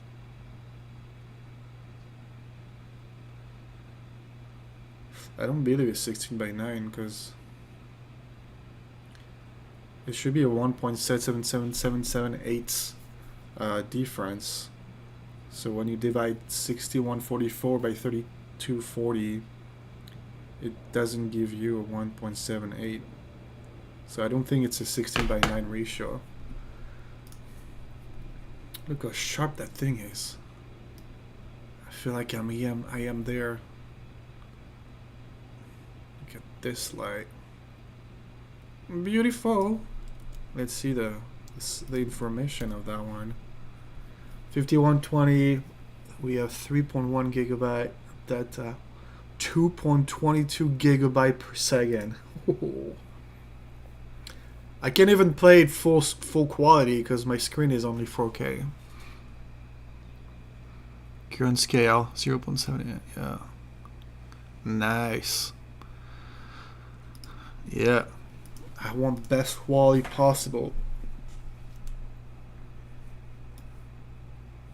Okay, we're almost done here. I have a bunch of time lapses to clean. Look at this one too. So nice. So sharp. You probably don't see it as sharp as I do, but yeah. I don't do 8K. First of all, because my cameras don't have 8K images, but also because it's not really needed right now. I feel like we're barely. A lot of people still buy HD videos, so you know I'm sticking with 4K or 5K right now, and if maybe 2-3 years from now I'll see how 8K is going. I won't need a new camera anymore, but yeah, 8K is barely here, so no need to do 8K right now. There was like a website, it was a stock market website who did the bubble transition. There was an 8K website that reached out to me because they were selling, I think, exclusively 8K videos. I forgot the name of it. And I was like, okay, I mean, that's nice, but it's only a very small market. Most people don't need 8K. A lot of people don't even need 4K right now. They only need HD. I sold actually my time lapse. Damn it! Like, looks like it's a bit freezing. Yeah, I sold my SpaceX time lapse a couple of days ago, and I just bought HD. And then if you export it like ProRes for 422 HQ in HD, it looks pretty decent. So why need 4K? Yeah, Brian. Yeah, the D850 can do 8K. Yeah, but even then, we barely do 8K. I don't think we exported one in 8K. I don't remember. Yeah, we might do 6K. Yeah, for big screen and for theaters and stuff like this. But again, that's what I mean. It's a small market. Yeah, some people might need 8K for big screen and stuff, but it's a small market, and for me, it's not worth my time. But yeah, if you do a time lapse for a Warner Brother Films or Universal, yeah, definitely 8K. But again, it's a small market.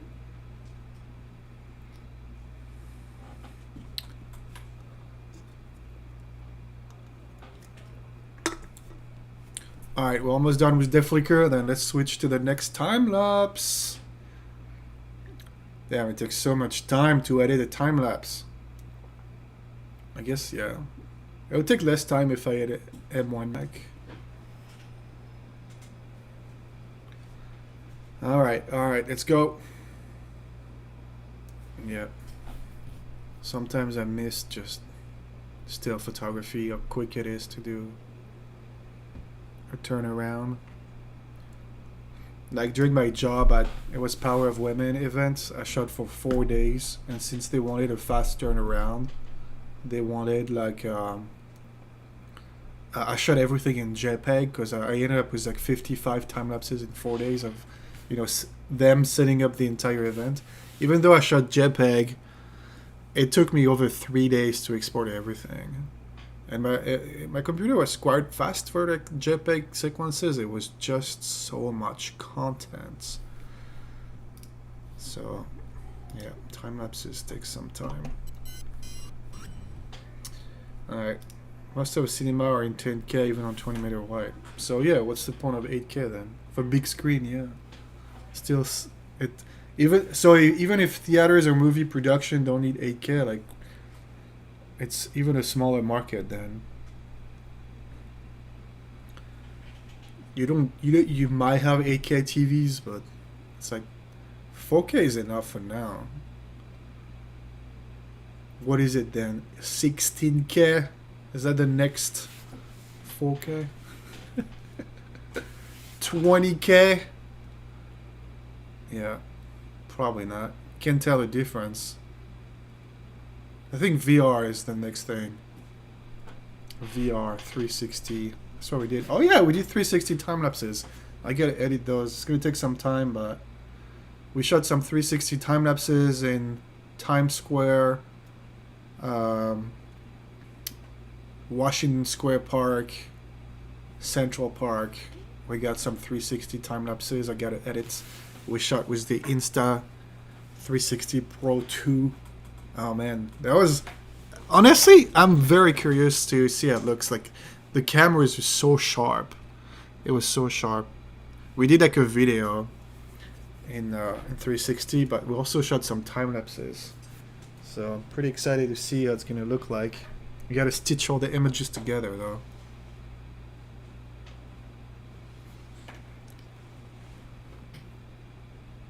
Like Kitty is saying hi. You wanna say hi to the stream? Come here. You wanna say hi to the stream?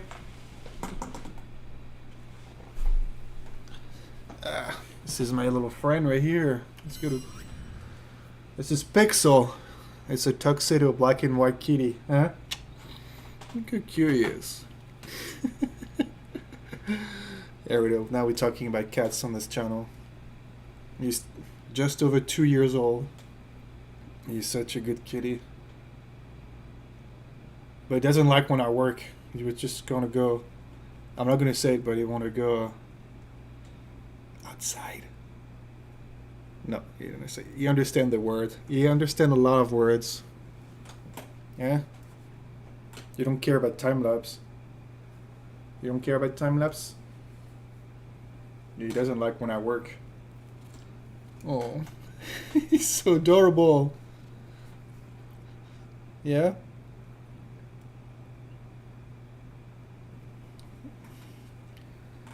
He's a rescued cat. I got him. I adopted him when he was like 3 months old. He's like 2 years old. Look how big he is now. Hmm? Look at this little ball. Look at the camera. You want to look at the camera? Oh man, they lose so much hair though. I keep brushing it, vacuuming. There's always hair coming out. Alright.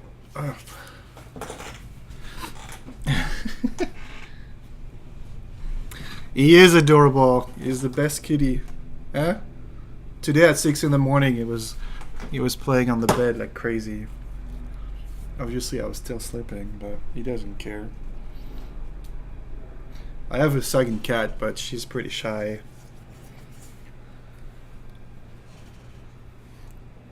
Timelapse has a Stormlapse mod runs as an interlude but will also trigger a lightning flash. Huh.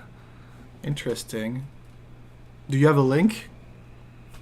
Is that just a Timelapse trigger? I guess I'll just Google it. Interesting. Timelapse trigger. Let's see what we got here.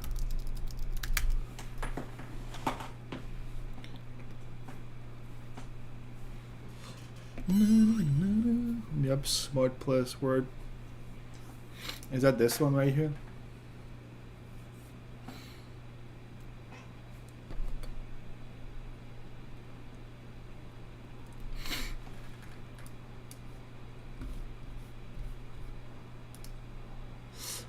It's backing up every time. That's why it's pretty slow. Oh my god, okay. Interesting website. Why is it taking so long to load the website? I have the fiber. Oh, here it is.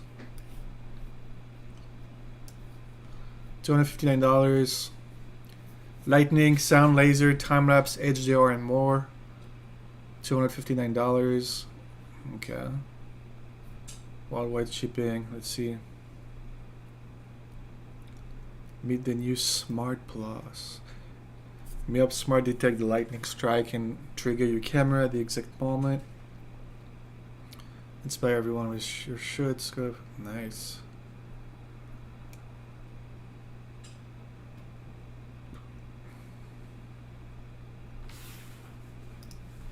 Perfect gadget for high-speed photography.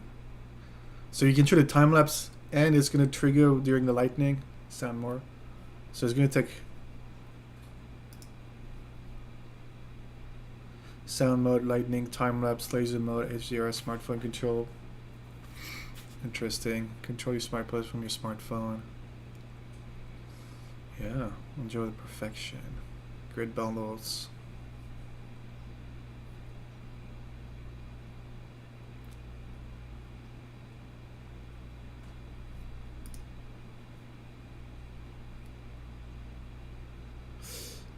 Yeah, it's pretty interesting. I could reach out to them and see if I could review it for time lapse during the storm chasing trip. Canon. Oh, you need. Oh, I guess that's for the cable. Smart Plus. Looks like a pretty new. Is it pretty new? When did they release this? Probably last year. Nice. I already work with them. I'll see if I can do a review for this for like maybe lightning and then time lapse. HDR as well. Battery, camera, cable. Nice. Interesting. Alright, is this time lapse done or what? So freaking long.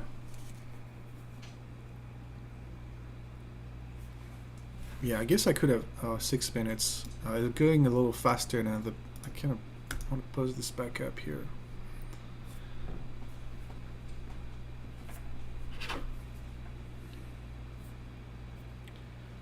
Na na na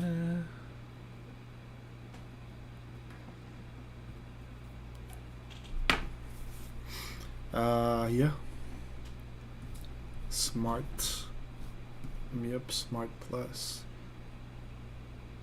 What's up with the...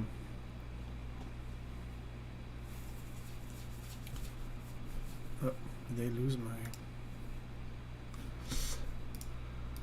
I was trying to look for... Let me see. What is the name? Unleashed 22. Kickstarter.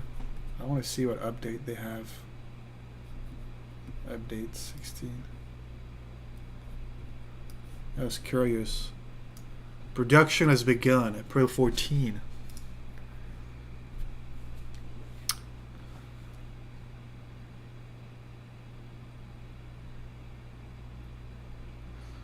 Yeah, I'm not going to read everything, but... We finally have all the components required for the first batch of Unleashed. But how many is that? One batch, because they got a lot of 2,600 backers. So if the first batch is only like 100 or 200 units, it's definitely not going to be it's going to take a while for the other ones to... Gosh, it's got 407,000 euros backed up. Sweet. Good for them. Hopefully they can get those two items shipped pretty fast. What do you just... yeah, I do adjust all three. Oh, no, that's the one. I do adjust all three settings. So during your day to night, you're going to start with your aperture. Sorry, your shutter speed. Because you want to get to very smooth... Oh, you know what? I completely forgot about this time lapse. Okay, sorry. I'm going to finish answering your question. Yeah, I do change all three together. And then I start with the shutter speed during the day to night, and then the aperture, then the ISO last. Sometimes I don't even change the ISO depending on how bright the scene is. I'm sorry. And then for a sunrise, for a night to day, I do the opposite. You'd start changing the ISO first, then the aperture, and then finally the shutter speed at the end. So something I haven't told you about this time lapse right here, the one I'm editing, it was shot with an ND filter. I usually tell you not to shoot with an ND filter with a day to night, for the only reason that it gets really dark. But I don't have just normal ND filter. I got a variable ND filter for my 16 to 35 lens. So I was shooting with I started at 5 stops. It's a 1 to 5 stop filter, so I started with 5 stops. And if you look at the beginning of the sequence, I didn't change my settings at all the way to, where is it, to a long time. Oh, sorry, I'm not on the screen. If you see like almost 425 frame, I didn't change my settings, my camera settings, because I was adjusting the variable and the filter. So I was slowly going from 5 stops to 1 stop. And 1 stop ND is going to be fine at night. That's the only reason why I use an ND filter, for that reason. If you only have a 6 stop filter, don't do it, because 6 stop of light at night is going to be way too dark. But 1 stop is fine. 2 stops might be okay, but what are my settings at the end? Yeah, see, I was like 250 or 320, 4-second shutter, and 6.3. So it was a lot of like light in, because I had 1 stop of light. So without the filter, I could have probably maybe not changed the ISO at all.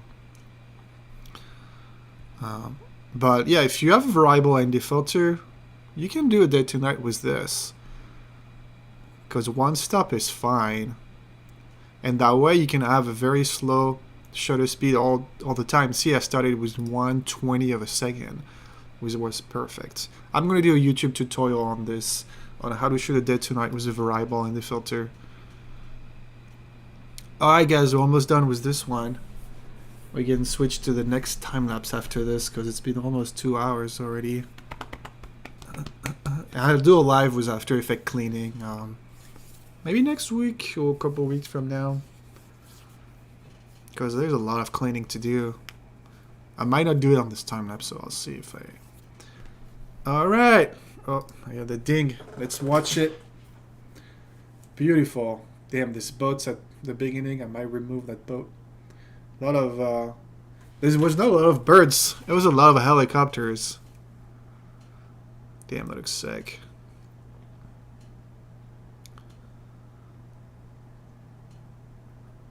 For some, it's so weird all those clouds are moving. But it's beautiful. The colors are changing from like yellow to more bluish at blue hour. Yeah, it's a great time lapse. Let me know what you guys think in the comments below. It's like right here.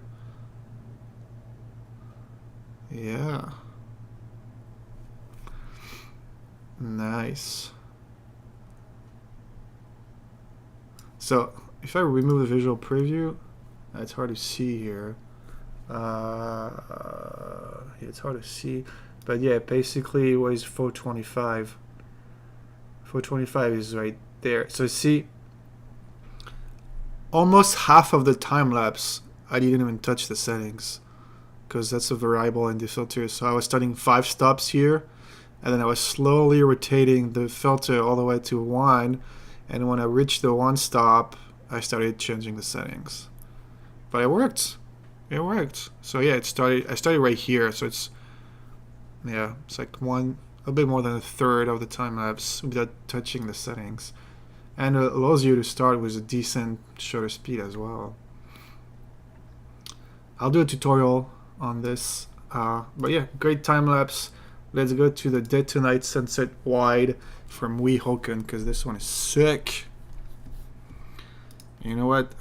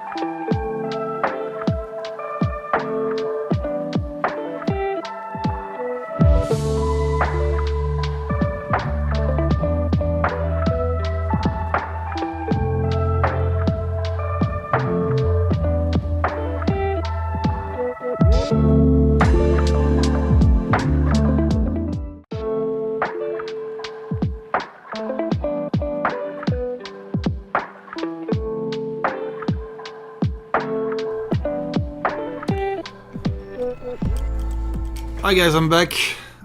Also, you were asking about the filter. This is the filter I have. It's a B plus W. I love this brand. There it is. That's the filter I was talking about. It's a 1 to 5 stops. Oh, look at this. You can see it. Whoop. 1 stop. 5 stop. 1, 5, 1, 5. Anyway, great lens. B plus W, Polar Pro, Breakthrough Photography. I love all those filters. They're amazing. Okay guys, let's edit the second day tonight. Let's do the bubble transition. Yoo! Amazing. I just love this transition. Alright, this is a time lapse. Are you guys ready for it? Yeah, I gotta remove this first frames right there. Delete images. Yes. Alright, let's play it. You guys ready for it? Let's go. Have some cool clouds again, and then the sun is going to come back too at some point. Look at this. It's not even over yet. It's so funny because you can see the clouds are like kind of forming right above the skyline. Nice. And it looks raw right now. You'll see like it's going to look better. And look, right what we have after the sunset. We have the cruise ship. when I saw the smoke coming out from the cruise ship, I was like, yeah, the motors, the engines are on, so that would be sick if the cruise ship would just leave right after the sunset. And it did. It just listened to me. Alright, keyframe wizard. 50th frame. Alright, let's go with that then. Hologram wizard. I did not use a variable in the filter on this one. I was not, because I believe showing was my 24 to 105. I only have like 6 stop for this one, so.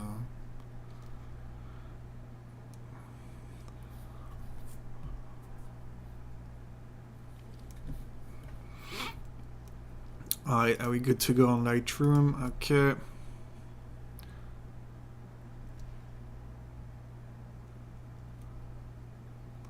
How many frames? Almost 1200 frames was that one, yep.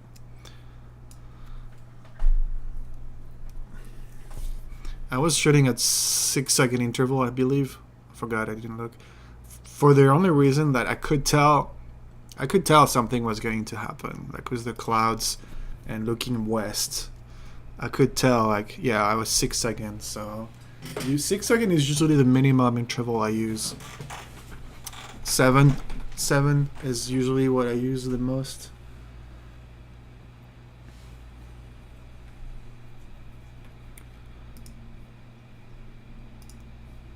Okay, let's go to Lightroom. It's gonna take a while, but that one is so nice. Yeah, I shot with the with Sony as well. We knew the sunset was gonna be sick, so we set up the Sony camera. Look at the Sony. It's already corrected, but those frames are amazing. I can load the Sony real quick in the meantime.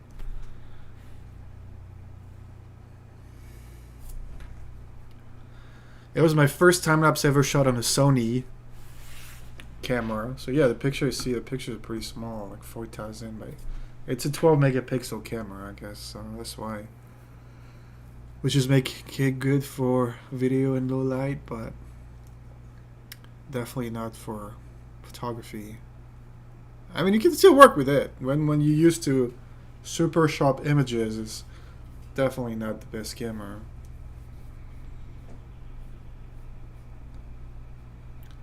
I'm going to load the visual previews and you'll see how crazy nuts that one is. It was like color correction. Hopefully I'm not going to have to redo all the visual previews. It should be done already.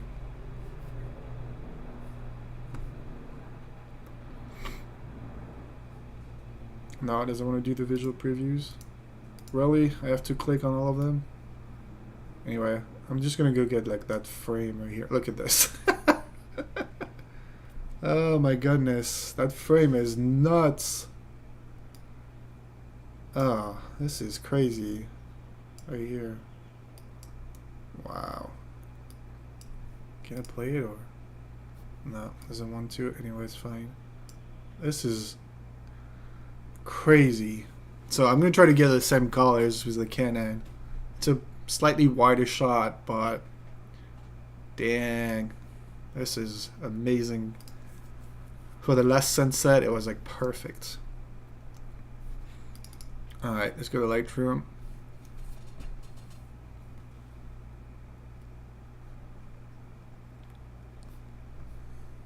Yeah, we have the colors. We just need to make them pop. So much details though. Well, that shooting was 24. Oh yeah, 24 to 105 is right there. I don't know why I didn't take my 16 to 35 on this one. We're kind of rushing as well. We're kind of rushing. I could have used my 16 to 35. There's some great details though. Some great details. We have the cruise ship right there. It's like one of the newest cruise ships. It's like it was built in 2022. Yeah. Alright. I love this angle. We're gonna remove part of the bottom as well.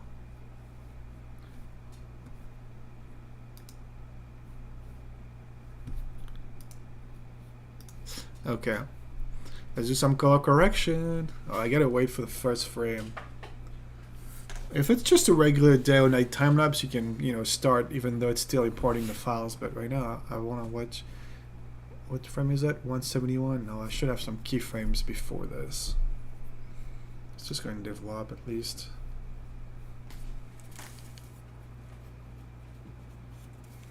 Yeah. My God, it's so slow. Usually, it's like takes some time, and then they're all gonna show up at the same time. They're all gonna appear at the same time. You have some great image right here.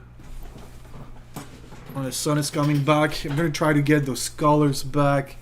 Like, you need to find a good balance with the yellow and then the blue as well. Like, and there's like some pink on those clouds at some point as well.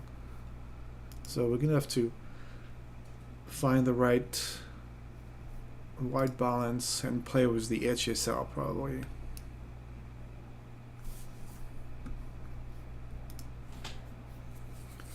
Come on, Lightroom, you're so slow. Just give me the keyframes at least. That would be great if there was a way we can only import the keyframes in Lightroom and not the entire sequence. And then Camera Raw can write the XMP data directly on the Finder. That way you don't have to import all your images in Lightroom. That would be sick. Can I only import 15 images? It would be quick. Alright, this is the first one. Let's see how that looks with cinematic. Yeah, that looks nice. Some presets look kind of cool sometimes. Adobe Landscape. Yeah. For some reason, it's also very green again. Huh?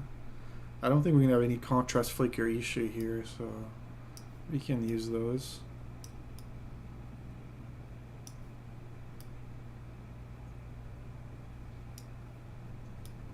Up the blacks, the texture. It's a big green right now. Let's see what auto is giving me. It's a bit yellow, but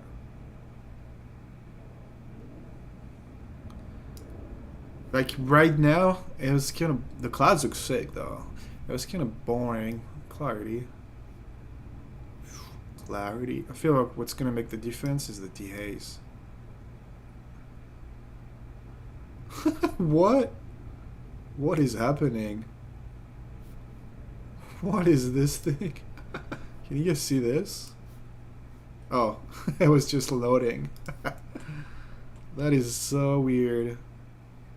Yeah, we want 46 in dehaze. Probably like 10 max. 8. Alright, clarity. I used to love clarity in my pictures.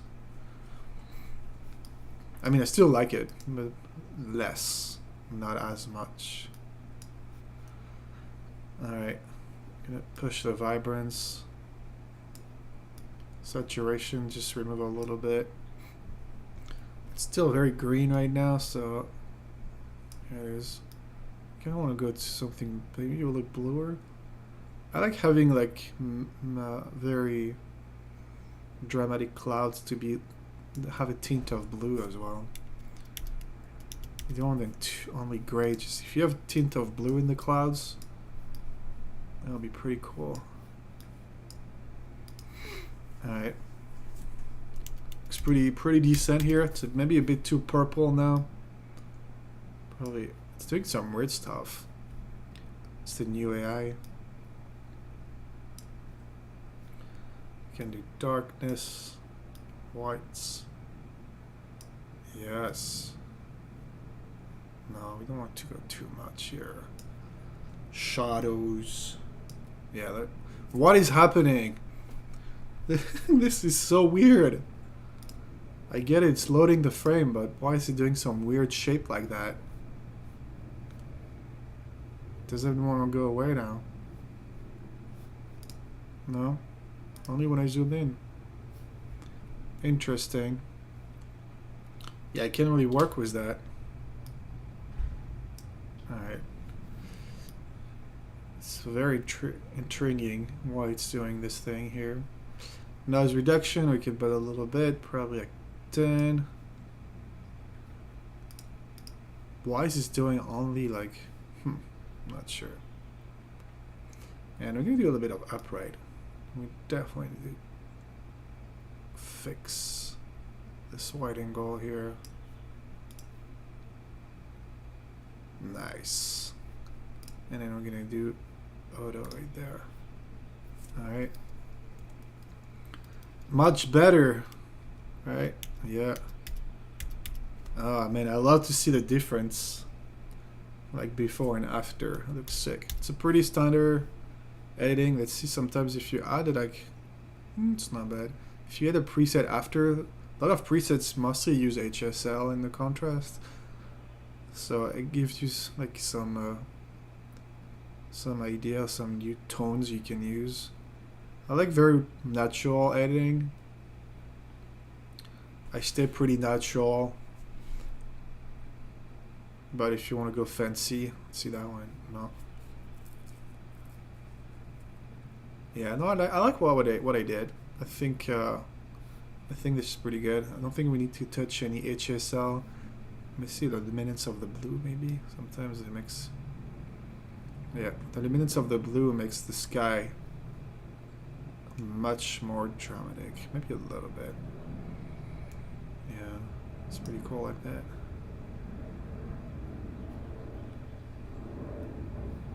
Alright. I want more contrast. Okay, let's go to the next frame. I don't know what those glitches are. First time I see those glitches. Nice, looking nice.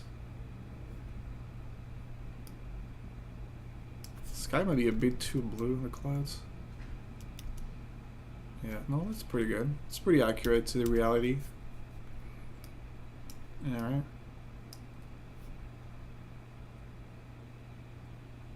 I think it's going to be interesting in like in a couple of frames. In a couple of keyframes when the light's going to come back. Gonna push the exposure a little bit. Yes, you can see already the reflection on Hudson Yards right now. You know the sun is gonna peek through the clouds at some point right before setting. Oh, okay. That looks amazing. Like this view is nuts. This view is nuts. We could do a mask, I guess. I think it's fine. Clouds looks good enough like this. Keep it simple. That's what makes the difference. Oh yeah, that's what I'm talking about. See how the blue sky is coming back. I feel like the next frame might be interesting. Like the mix between those cool looking clouds right here is my. Yeah, it's the maximum here.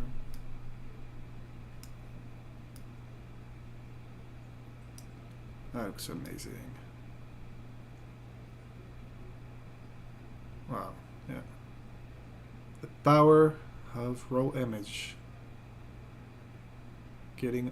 Oh my god, those things are so weird. Okay.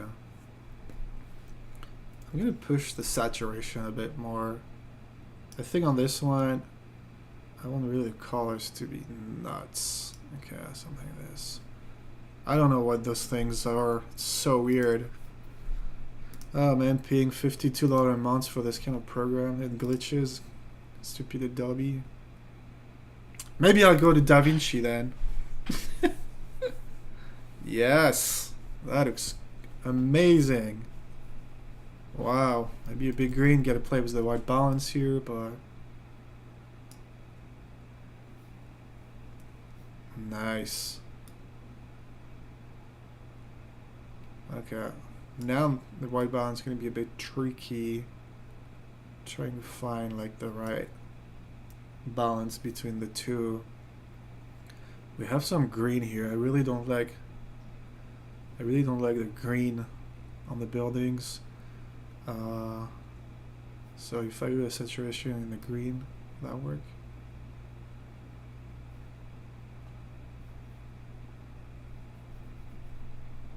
Those glitches are very annoying. Can remove the saturation and the green a little bit. The date, it was April 23rd. 23rd. It was Sunday. It was last Sunday. Yeah, I know that I thought I flew back to LA on Monday, but I know Monday night was pretty sweet too. I like playing with the blue as well. Let's see. Yeah, maybe not that much, but get the blue a bit more purplish. And this is when we're gonna do the orange. See the orange? Yep, we have some orange saturation, some yellow. Damn, those glitches are annoying. First time I see it. It's like, what is it? Is that an update from Adobe? Get some weird glitch. That looks nice now. Before, after. We get some purple, blue, yellow. Let's go to the next frame.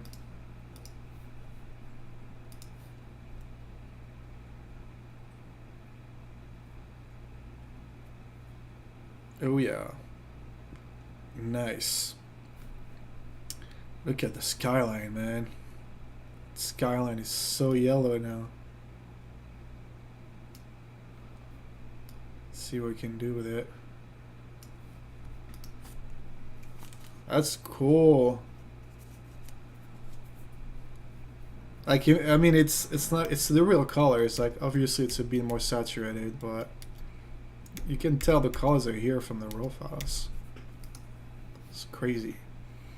I don't know why there's so much green on this building. It's probably the windows. Nice. That looks sick.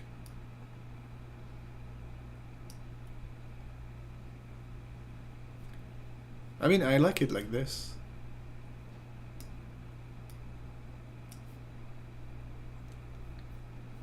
We might want to go in HSL again. Let's push up. Is it yellow? Let's do more orange. It's a bit of both, yeah. 10 here, 10 here. We can push up the magenta as well, because there's some pink clouds. Yeah, see the magenta in the clouds. Let's push the colors of this. Probably a little bit of red as well. We could do the magenta. If we do a come on, purple. Jesus Christ, those glitches are weird. And then, yeah, that looks pretty good. Be more dehaze, be more contrast. Probably can do the curve tone curve. We're gonna go a bit more darker here. Kind of accentuates the contrast with.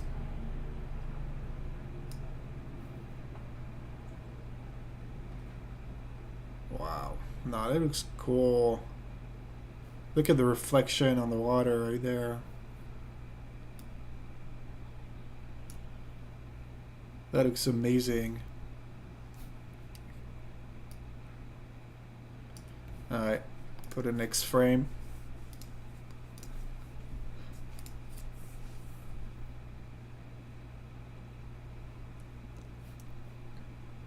Yes, that's kind of the one I showed you earlier on the Sony camera. It's probably the same time right here. Nice.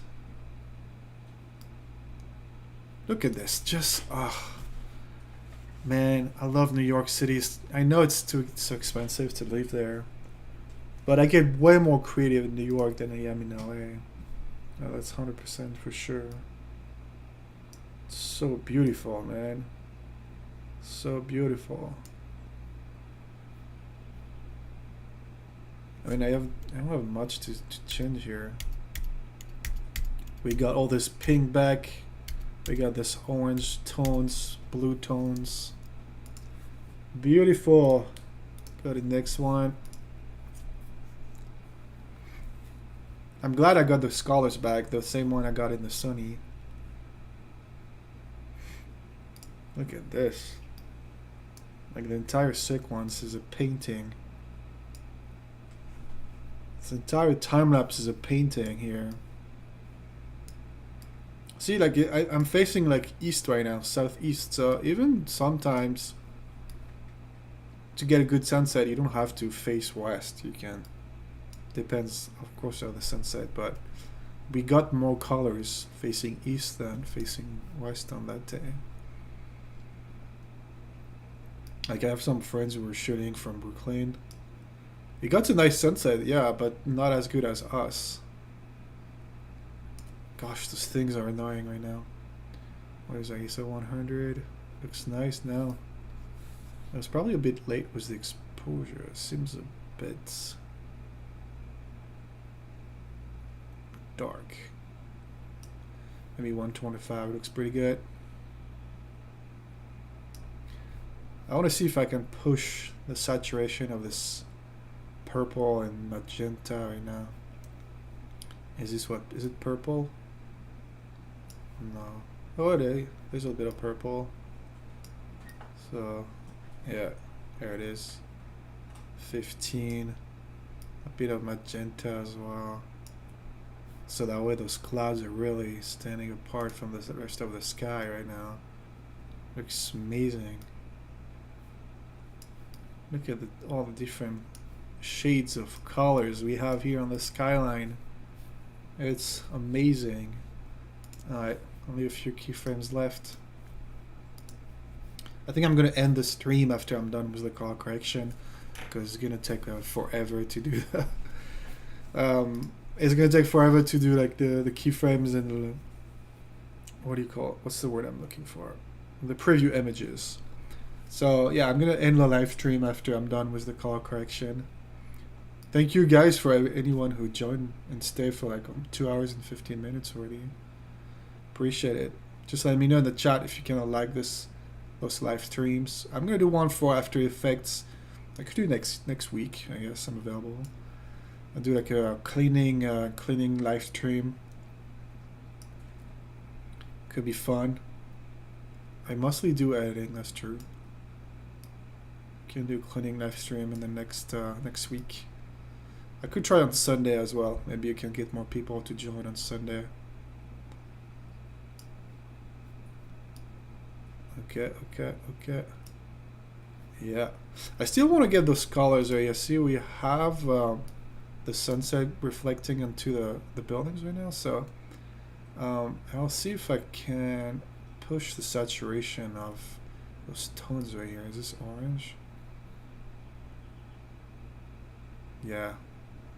Let's try to push this a little bit. Maybe a little bit of red as well. Keep those colors very saturated, but keep a good white balance. That's why it's good. HSL is nice, so you can really play with the colors that you want and not the entire image all the time. I mean, you know how it works. Alright, let's go to the number 10 right here. Oh, is it already? Did this? Oh no. This cruise ship was quick. Up, he was docked, and that next frame he's already gone.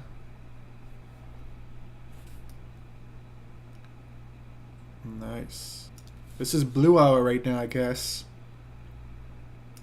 Well, we still have the reflecting. That's why I like when shooting like from the spot and like facing east at sunset for New York is oh my god, they get the hell out of here. I don't know what those things are. It's just pissing me off. You can have a really cool blue hour yet see the sunset in the buildings, which makes it super cool. It's like you get both actually. You see the west facing east. It's in the buildings, but you see the sunset. It's just kind of cool.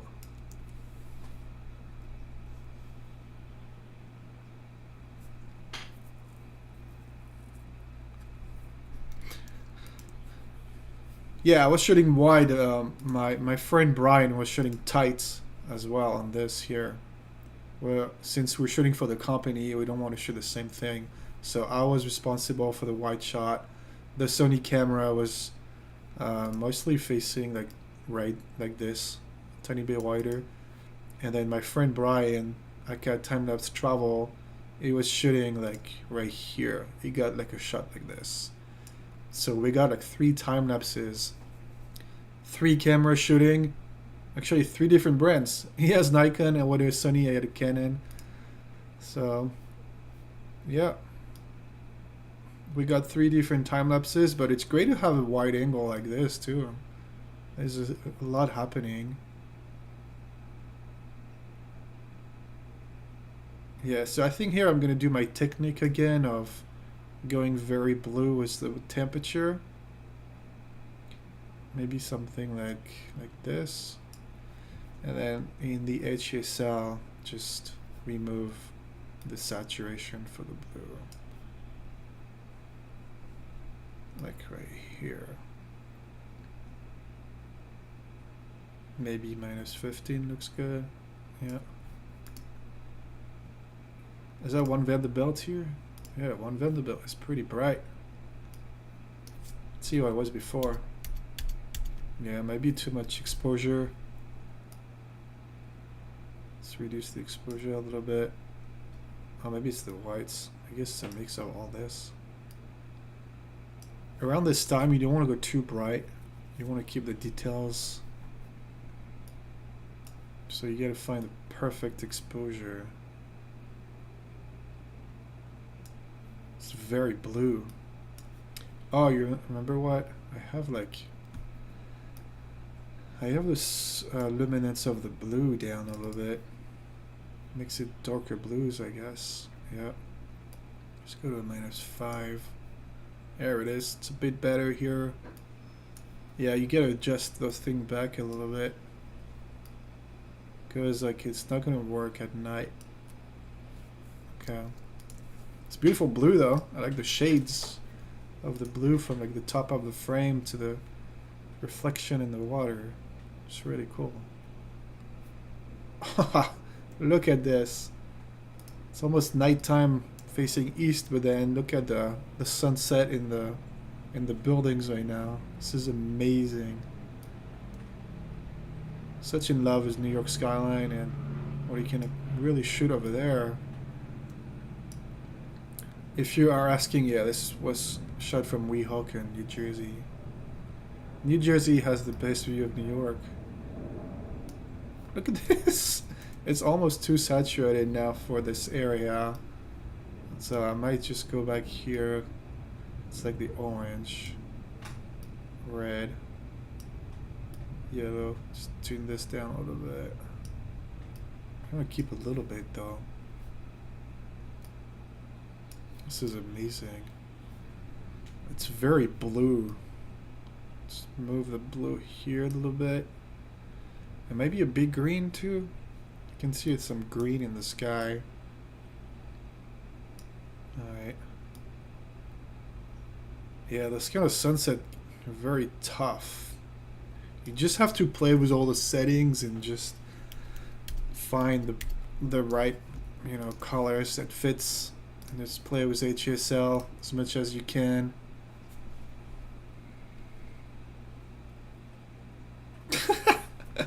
Okay, yeah, it's a bit. Maybe it's is that the whites? The lights is a bit much. Maybe it's too saturated now. So I think what we're gonna do here, probably go back to 0 for those colors here. Okay. Blue is pretty good here. ISO 250, I guess now I can change the ISO a little bit. Probably 20, 25 here should be fine. What was the frame before? 100. Okay, so changed pretty quick the ISO. Yeah, New York is an experience on its own. I've been there like 10 times, but every time I'm amazed by everything. It's not just the tall buildings. It's the architecture. It's the vibe. It's the atmosphere. It's everything in New York that. It's such a unique city. Like you don't have 2 cities like this in the world. If you have never been to New York, you have to go at least once. Even if you hate it, it's just an experience. Like, you have to live through it. You have to do it. I guess that's why it's so expensive. Too many people want to live there. I don't know why it's so bright. Should I go down more? Yeah, probably. The blue are pretty dark now. Maybe not too much. Maybe like 30 like this should be fine. Yeah, blue are very saturated right now. Let's change this right here. Yeah, I knew it would be a challenging one. That's why I want to keep it for the live. That's a bit better. Let's see how it looks without the HSL. Oh, they changed this.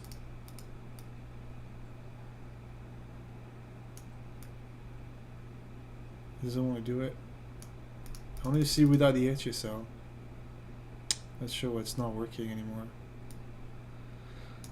Oh, there it is. No. Adobe, they always update stuff. I need no update. That's how it is. Alright, let's go to the next one.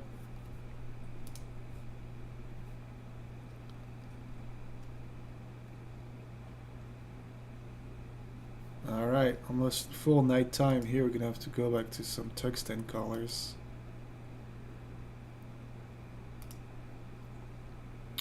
So two purple as well. It's kind of a tricky time lapse. It's so yellow now in the, what about 4500?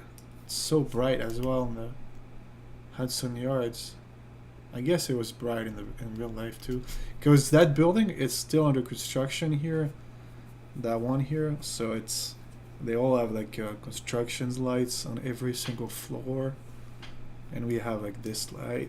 I guess it's a city of lights. It's not Las Vegas, it's New York. Alright. That looks sick though. Oh, it's too green now. It's so funny when you look away from the screen and then come back, you can tell what colors, if it's like going more green or magenta. Oh yeah, there it is. I think that helps. The lights, the whites may be a bit too bright, so I might just remove them a little bit here. Okay, still very blue. Maybe I can play with the magenta. We can remove.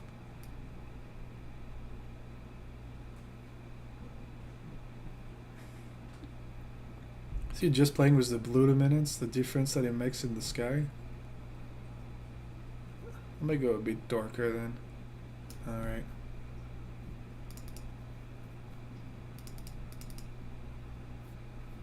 Come back to something a bit more coldish colors.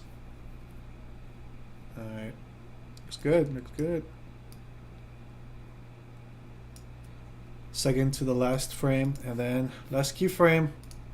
And I'll probably end the live for today, because it's already 1:30 p.m. here. It's probably like, what, 4:30 p.m. in New York? Oh, didn't work. What time is it in Europe? It's like 10 p.m. in Europe.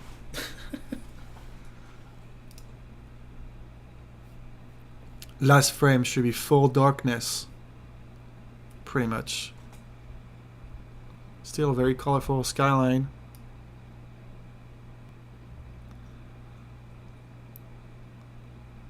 Yeah. 3800 should be pretty good for that last frame. Alright. It's a bit too purple in the sky now. Looks good though.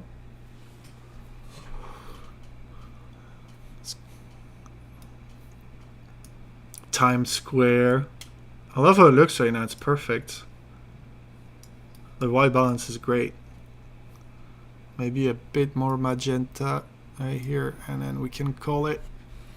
All right. Let's go back to our time lapse. Look at this cloudy, colorful blue nighttime. Beautiful. Command A, Command S. All right. I'm gonna quit Lightroom because I don't need it. Give my computer a bit more power. Oh, I gotta do a auto transition. No, it's a visual preview, sorry. It was not checked. Here it is. And then auto transition. And yeah, I think I'm gonna call it today for the live stream. Obviously, don't forget to follow me on Instagram. Subscribe to this channel if you haven't done it. Let's do a bubble transition. It's always messed up, but it works. Thank you so much if you've been here since the beginning, guys. I've seen some people, Jimmy, you best man, Francisco. Thank you everyone who's been here since the beginning of the live stream. Yeah, just leave a comment below in the comment section. I'm gonna actually do a giveaway. I'm gonna give my Emeric's Timelapse Complete Pack 2023 to one lucky winner. You just need to leave a comment in the comment section of this video, not in the live chat. In the comment section of this video, just leave a comment, whatever it is. Say something. You know, just don't leave an emoji or something. But anyway, and I'll pick a winner on Monday so I can give away my Complete Pack 2023. Thank you, everybody. It was again a pleasure. And then yeah, we'll see you in the next live stream about New York. Maybe next week about After Effects. I think that would be nice to do some cleaning live stream. All right, guys, take care, and then yeah, have a good weekend, everybody. Yep, end the stream.